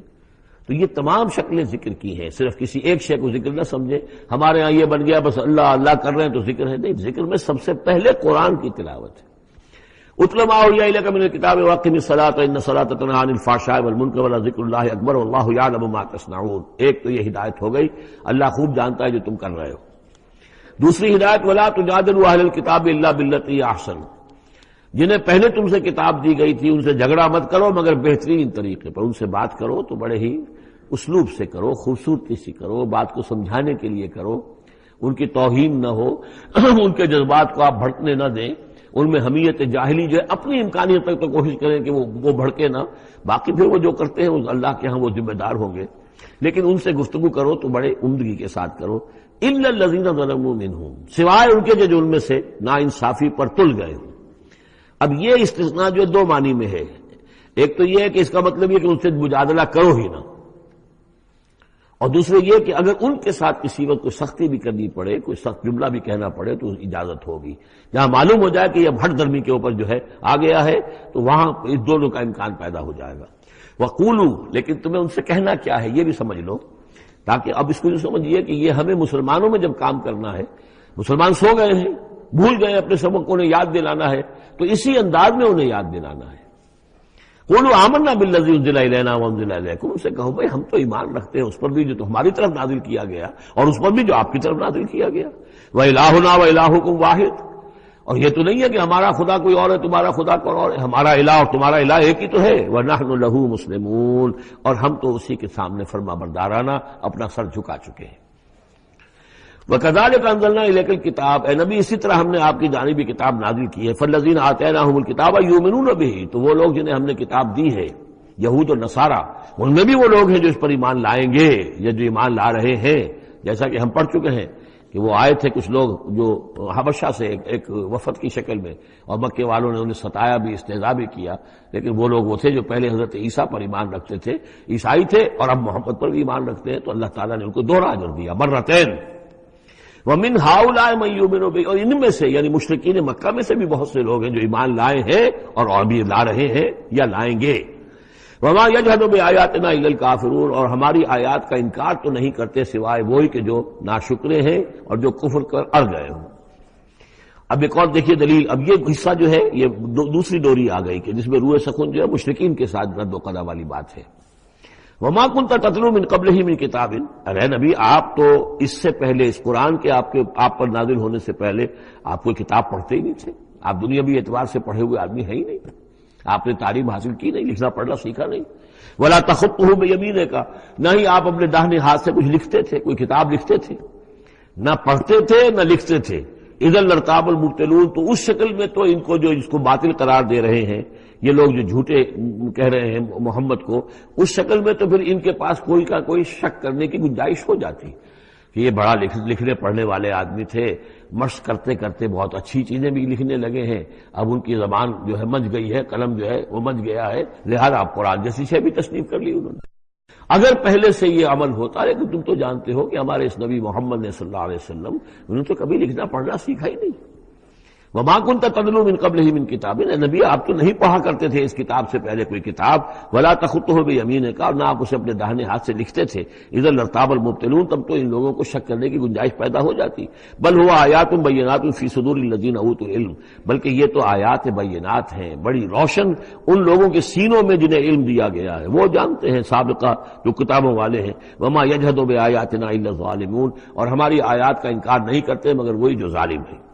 وقالوا لولا انزل علیہ آیات من ربہ، اور وہ کہتے ہیں کہ کیوں نہیں نازل کی جاتی ان کے اوپر کوئی نشانیاں ان کے رب کی طرف سے، وہی باتیں جو مستقل طور پر چلی آ رہی ہیں۔ قل انما الآیات من اللہ، نبی کہہ دیجئے نشانیوں کا اختیار کل کا کل اللہ کے ہاتھ میں ہے۔ وانما انا نذیر مبین، اور میں تو صرف واضح طور پر خبردار کر دینے والا ہوں۔ اولم یکفیہم انا انزلنا علیک الکتاب یتلی علیہم، کیا ان لوگوں کے لیے یہ نشانی کافی نہیں ہے کہ اے محمد ہم نے آپ پر یہ کتاب نازل کر دی ہے جو ان کو پڑھ کر سنائی جا رہی ہے؟ کیا یہ قرآن معجزہ نہیں ہے؟ کتنی مرتبہ ان کو چیلنج کیا گیا اس قرآن جیسی ایک صورت ہی بنا لاؤ، 10 صورتیں بنا لاؤ، کیا یہ معجزہ نہیں ہے؟ کیا یہ عاجز نہیں آ چکے ہیں؟ اولم یکفیہم، تو کیا یہ نشانی ان کے لیے کافی نہیں؟ اگر تو حق کا طالب ہو، ہدایت کا طالب ہو، تو یہ نشانی بھی کافی ہے۔ اولم یکفیہم انا انزلنا علیک الکتاب یتلی علیہم ان فی ذلک لرحمۃ وذکریٰ لقوم یؤمنون، یقیناً اس میں رحمت ہے اور یاد دہانی ہے، تذکیر ہے ان لوگوں کے لیے کہ جو مانتے ہیں۔ قل کفیٰ باللہ بینی وبین شہیدا بینکم شہیدا، کہہ دیجئے میرے اور تمہارے درمیان اللہ کافی ہے بطور گواہ، وہ جانتا ہے کہ اس نے مجھے رسول بنایا ہے، وہ جانتا ہے کہ قرآن اس نے مجھ پر نازل کیا ہے۔ یعلم ما فی السماوات والارض، وہ جانتا ہے جو کچھ کے آسمانوں میں اور زمین میں ہے۔ والذین آمنوا بالباطل، اور وہ لوگ جو باطل پر ایمان رکھتے ہیں، وکفروا باللہ، اور اللہ کا کفر کرتے ہیں، اولئک هم الخاسرون، یقیناً وہی لوگ ہوں گے جو خسارے پانے والے ہیں۔ ویستعجلونک بالعذاب، یہ جلدی مچا رہے ہیں کہ لے آؤ عذاب۔ ولولا اجل مسمى، اور اگر پہلے سے ایک وقت معین طے نہ ہو چکا ہوتا، لجاءهم العذاب، تو پھر ان پر عذاب آ چکا ہوتا۔ ولا یاتینہم بغتۃ، اور وہ ان پر آئے گا تو اچانک آئے گا، وہم لا یشعرون، اور انہیں پتہ بھی نہیں ہوگا۔ یستعجلونک بالعذاب، یہ نبی پھر دوبارہ یہ الفاظ آئے، نوٹ کیجئے، بہت لطیف بات ہے، یہ عذاب کی جلدی مچا رہے ہیں۔ وَإِنَّ جَهَنَّمَ مُحِيطَةٌ بِالْكَافِرِينَ، حالانکہ جہنم ان کا احاطہ کر چکی ہے۔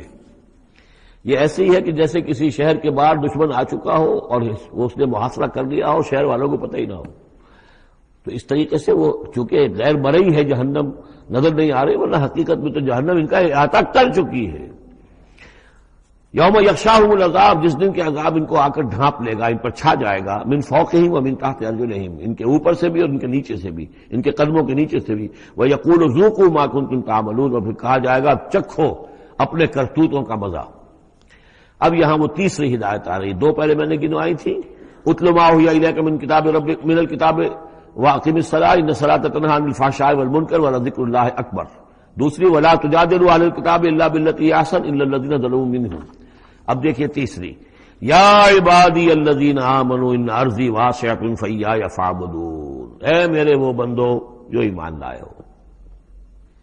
پورے مکی قرآن میں یہ آیت ہے براہ راست خطاب، یا آئے گی آگے چل کر یا عبادی الذین اسرفوا علی انفسہم، بس یا ایھا الذین آمنوا، یہ مکی مدنی دور کی اصطلاح ہے۔ یا عبادی الذین آمنوا، بڑا اس میں جو ہے نا بڑی عنایت ہے، شفقت ہے، اے میرے وہ بندو جو مجھ پر ایمان لائے ہو، ان ارضی واسعۃ، میری زمین بڑی کشادہ ہے۔ کیا معنی ہے؟ اگر مکے میں تم پر تمہارا قافیہ تنگ کر دیا گیا ہے، اگر مکے میں زندگی تمہارے لیے محال کر دی گئی ہے توحید پر رہتے ہوئے، چھوڑ دو اس مکے کو۔ یہ ہجرت کا اشارہ ہے، در حقیقت ہجرت حبشہ جو ہے یہ اس کی طرف رہنمائی ہے اس آیت کے اندر، کہ چلے جاؤ، اگر یہاں برداشت سے باہر ہو رہا ہے، تمہارے لیے ناقابل برداشت اگر ہو رہا ہے یہاں کا معاملہ، اور نہیں مزید تو ہندر پاتے، تو اس ملک کو چھوڑ، اس جگہ کو چھوڑ دو۔ یا عبادی الذین آمنوا ان ارضی واسعۃ، میری زمین بڑی کشادہ ہے، فایایا فاعبدون، پس صرف میری ہی بندگی کرو۔ چوتھی ہدایت، کل نفس ذائقۃ الموت، دیکھو موت تو آنی ہی آنی ہے، آج آ جائے کل آ جائے، آج نہ آئے کل آ جائے گی۔ آخر عمار اور یاسر کو ابو جہل نے اگر فرض کرو کہ ذبح کر دیا ہے، تو فرض کیجئے کہ چند دن اور جیتے تو موت تو پھر بھی آنی تھی نا۔ تو کل نفس ذائقۃ الموت، اگر یہ بات ذہن میں رہے کہ موت تو آنی ہی آنی ہے، آج نہیں تو کل، تو پھر بھی انسان جو ہے اس کے اندر ہمت بنی رہے گی کہ میں خام کا اپنی زندگی بچانے کے لیے حق کو چھوڑوں اور باطل سے ساز باز کروں، اس سے مصالحت کروں۔ ثم الینا ترجعون، اور پھر تم ہماری طرف لوٹا دیے جاؤ گے۔ پانچویں بات، والذین آمنوا وعملوا الصالحات لنبوئنہم من الجنۃ غرفا، ہمارے اس وعدے پر پختہ یقین رکھو کہ جو ایمان لائیں گے اور نیک عمل کریں گے ہم لازماً ان کو جگہ دیں گے اس جنت کے بالا خانوں میں، جو سورہ فرقان کے آخری رکوع میں آیا تھا، اولئک یجزون الغرفۃ بما صبروا، انہیں غرفہ بالا خانہ ملے گا۔ تو من الجنت غرفا، جروں کے بالا خانے ملیں گے جنت کے، تجری من تحت الانہار خالدین فیہا، جس کے نیچے ندیاں بہتی ہوں گی، اس میں وہ ہمیشہ ہمیشہ رہیں گے۔ نعم اجر العاملین، کیا ہی اچھا ہوگا عمل کرنے والوں کا اجر۔ چھٹی بات، الذین صبروا وعلی ربہم یتوکلون، وہ لوگ کہ جو صبر کریں اور اپنے رب پر توکل کریں۔ صبر کرو اور توکل کرو، دو ہی چیزیں ہیں، جو آئے جھیلو، صبر کرو، برداشت کرو، اور جو کچھ کرنا ہے اس میں توکل اللہ پر ہو، اپنی ذات پر نہیں، اپنی طاقت پر نہیں، اپنی صلاحیت پر نہیں، اپنی ذہانت پر نہیں، اپنی فطانت پر نہیں، اپنی لیاقت پر نہیں، سارا توکل اللہ، نہ مادی اسباب و وسائل پر۔ اگلی ہدایت اور آ رہی ہے، وَكَأَيٍّ مِّن دَابَّةٍ لَّا تَحْمِلُ رِزْقَهَا، یہ بھی نہ سمجھو کہ تمہارا رزق جو ہے کسی کے قبضے میں ہے وہ روک دے گا، اور تمہیں کیا کھاؤ گے کیا پیو گے۔ وَكَأَيٍّ مِّن دَابَّةٍ، تم دیکھتے نہیں کتنے حیوانات ہیں زمین میں، لَا تَحْمِلُ رِزْقَهَا، کیا وہ اپنا رزق اٹھائے پھرتے ہیں؟ بڑا پیارے الفاظ ہیں انجیل میں، متی کی انجیل میں حضرت مسیح علیہ السلام کا جو پہاڑی کا وعظ ہے، اس میں انہوں نے اپنے شاگردوں سے خطاب کر کے کہا، کیوں فکر کرتے ہو کہ کیا کھاؤ گے کیا پیو گے؟ جنگل کی چڑیوں کو نہیں دیکھتے؟ نہ وہ کاشت کرتی ہیں، نہ ہل چلاتی ہیں، نہ بیج بوتی ہیں، نہ فصل کاٹ کر کہیں رکھتی ہیں، نہ کھٹے بھرتی ہیں، پھر بھی میں تم سے کہتا ہوں کہ وہ خالی پیٹ صبح گھر سے نکلتی ہیں، شام کو آسودہ ہو کر آ جاتی ہیں۔ تو جو رب تمہارا، جو رب ان کو چڑیوں کو کھلا رہا ہے وہ تمہیں نہیں کھلائے گا؟ اور کیوں فکر کرتے ہو کہ کیا پہنو گے، لباس کہاں سے ملے گا؟ جنگل کی سوسن کو نہیں دیکھتے کہ جتنا خوبصورت لباس اس کو اللہ نے دیکھ رکھا ہے، یہ جو بھی پودے ہیں اور جو پھول ہیں ان کے، تو سلیمان بھی اپنی ساری شان و شوکت کے باوجود ویسا ملبس نہ تھا، ویسا خوبصورت لباس تو سلیمان کو بھی میسر نہیں تھا جو اللہ نے ان پھولوں کو دے رکھا ہے۔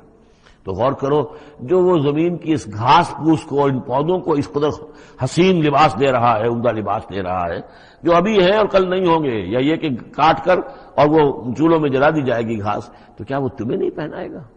لیکن تم یقین نہیں کرتے۔ توکل اور ایمان، یہ دونوں چیزیں ساتھ ساتھ جائیں گی۔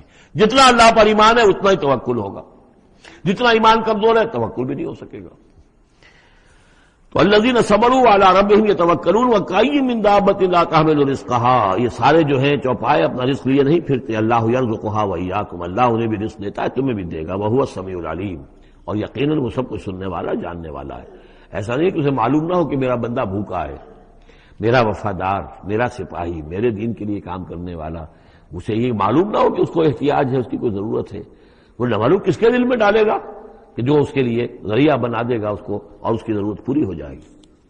اب اس کے بعد وہ دوسری کڑی آ گئی کہ جس میں پھر اب وہ مشرکین مکہ سے، وَلَئِن سَأَلْتَهُم مَّنْ خَلَقَ السَّمَاوَاتِ وَالْأَرْضَ وَسَخَّرَ الشَّمْسَ وَالْقَمَرَ، اور ان سے آپ پوچھیں گے کس نے پیدا کیا آسمان اور زمین، اور کس نے مسخر کیا سورج اور چاند کو، لَيَقُولُنَّ اللَّهُ، وہ کہیں گے اللہ نے، فَأَنَّىٰ يُؤْفَكُونَ، پھر کہاں سے یہ لوٹا دیے جاتے ہیں۔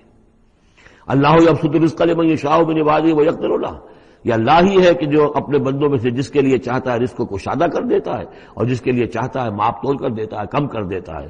ان اللہ بکل شیء علیم، یقیناً اللہ تعالیٰ ہر چیز پر ہر چیز کا علم رکھتا ہے۔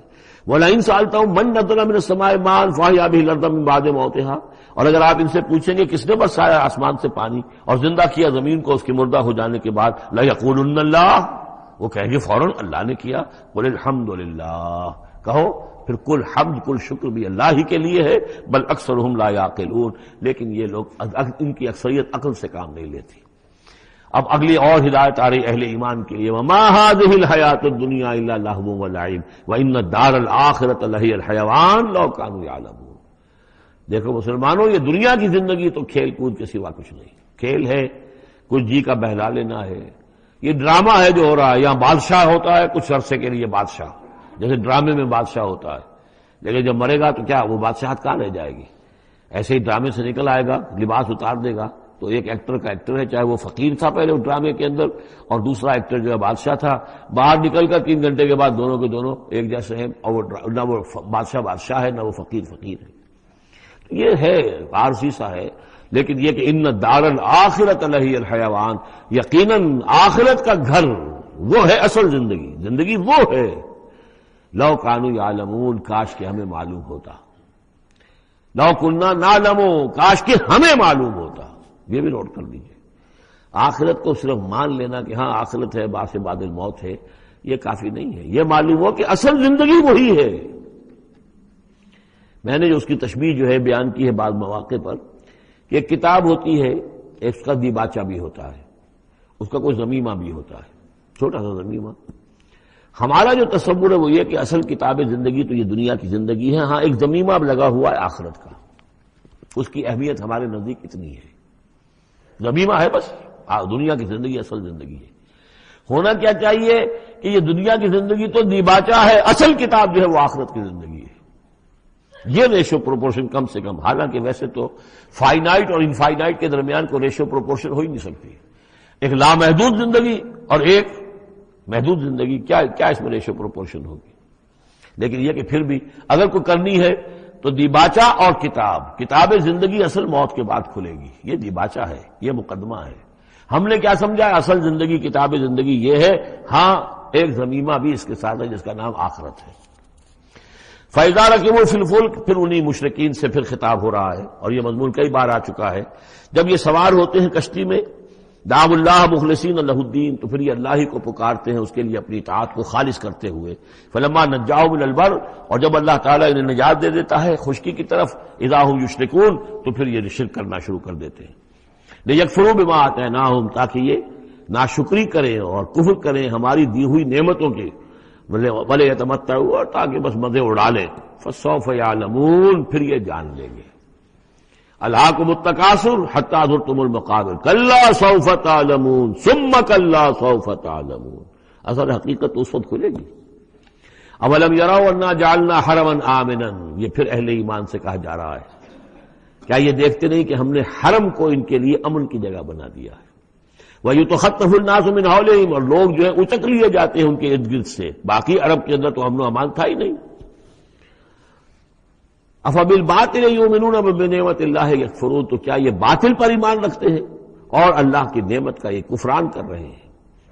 وَمَنْ أَظْلَمُ مِمَّنِ افْتَرَىٰ عَلَى اللَّهِ كَذِبًا أَوْ كَذَّبَ بِالْحَقِّ لَمَّا جَاءَهُ، اس شخص سے بڑا ظالم اور کون ہوگا جس نے کوئی چیز گھڑ کر اللہ کی طرف منسوب کر دی، اور اسی طرح وہ شخص کہ جس نے اللہ کی طرف سے آئے ہوئے حق کی تکذیب کر دی جبکہ اس کے پاس آیا۔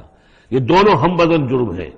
یعنی اگر میں جھوٹ موٹ قرآن جو ہے خود تصنیف کر کے اللہ کی طرف منسوب کر رہا ہوں تو مجھ سے بڑا ظالم اور گناہ گار کوئی نہیں۔ لیکن یہ بھی سوچ لو، اگر واقعتاً یہ اللہ کا کلام ہے جو میں تمہارے سامنے پیش کر رہا ہوں اور تم اس کی تکذیب کر رہے ہو تو تم سے بڑا ظالم کوئی نہیں۔ الیس فی جہنم مثوی للکافرین، تو کیا جہنم ہی میں ٹھکانہ نہیں ہے ان کافروں کا؟ اور آخری آیت جو ہے پھر اسی سیغے میں لنہدین والذین جاہدوا فینا، اہل ایمان کے دلجوئی کے لیے گھبراؤ نہیں، پریشان نہ ہو۔ والذین جاہدوا فینا لنہدینہم سبلنا، وہ لوگ کہ جو ہماری راہ میں جہاد کریں، محنت کریں، کوشش کریں، جد و جہد کریں، قربانیاں دیں، اظہار کریں، انہیں مطمئن رہنا چاہیے ہمارا پختہ وعدہ ہے، مؤکد وعدہ ہے، ہم لازماً ان کی رہنمائی کریں گے اپنے راستوں کی طرف۔ لَنَهْدِيَنَّهُمْ سُبُلَنَا وَإِنَّ اللَّهَ لَمَعَ الْمُحْسِنِينَ، اور یقیناً اللہ تعالیٰ ساتھ ہے اہل احسان کے، جو اللہ تعالیٰ کے پر ایمان اور یقین اس درجے کا رکھتے ہوں اور اس کے لیے تن من دھن لگانے کے لیے تیار ہوں، تو اللہ ان کے ساتھ ہے، یعنی اللہ کی نصرت ساتھ ہے، اللہ کی مدد ساتھ ہے، اللہ کی تائید ساتھ ہے۔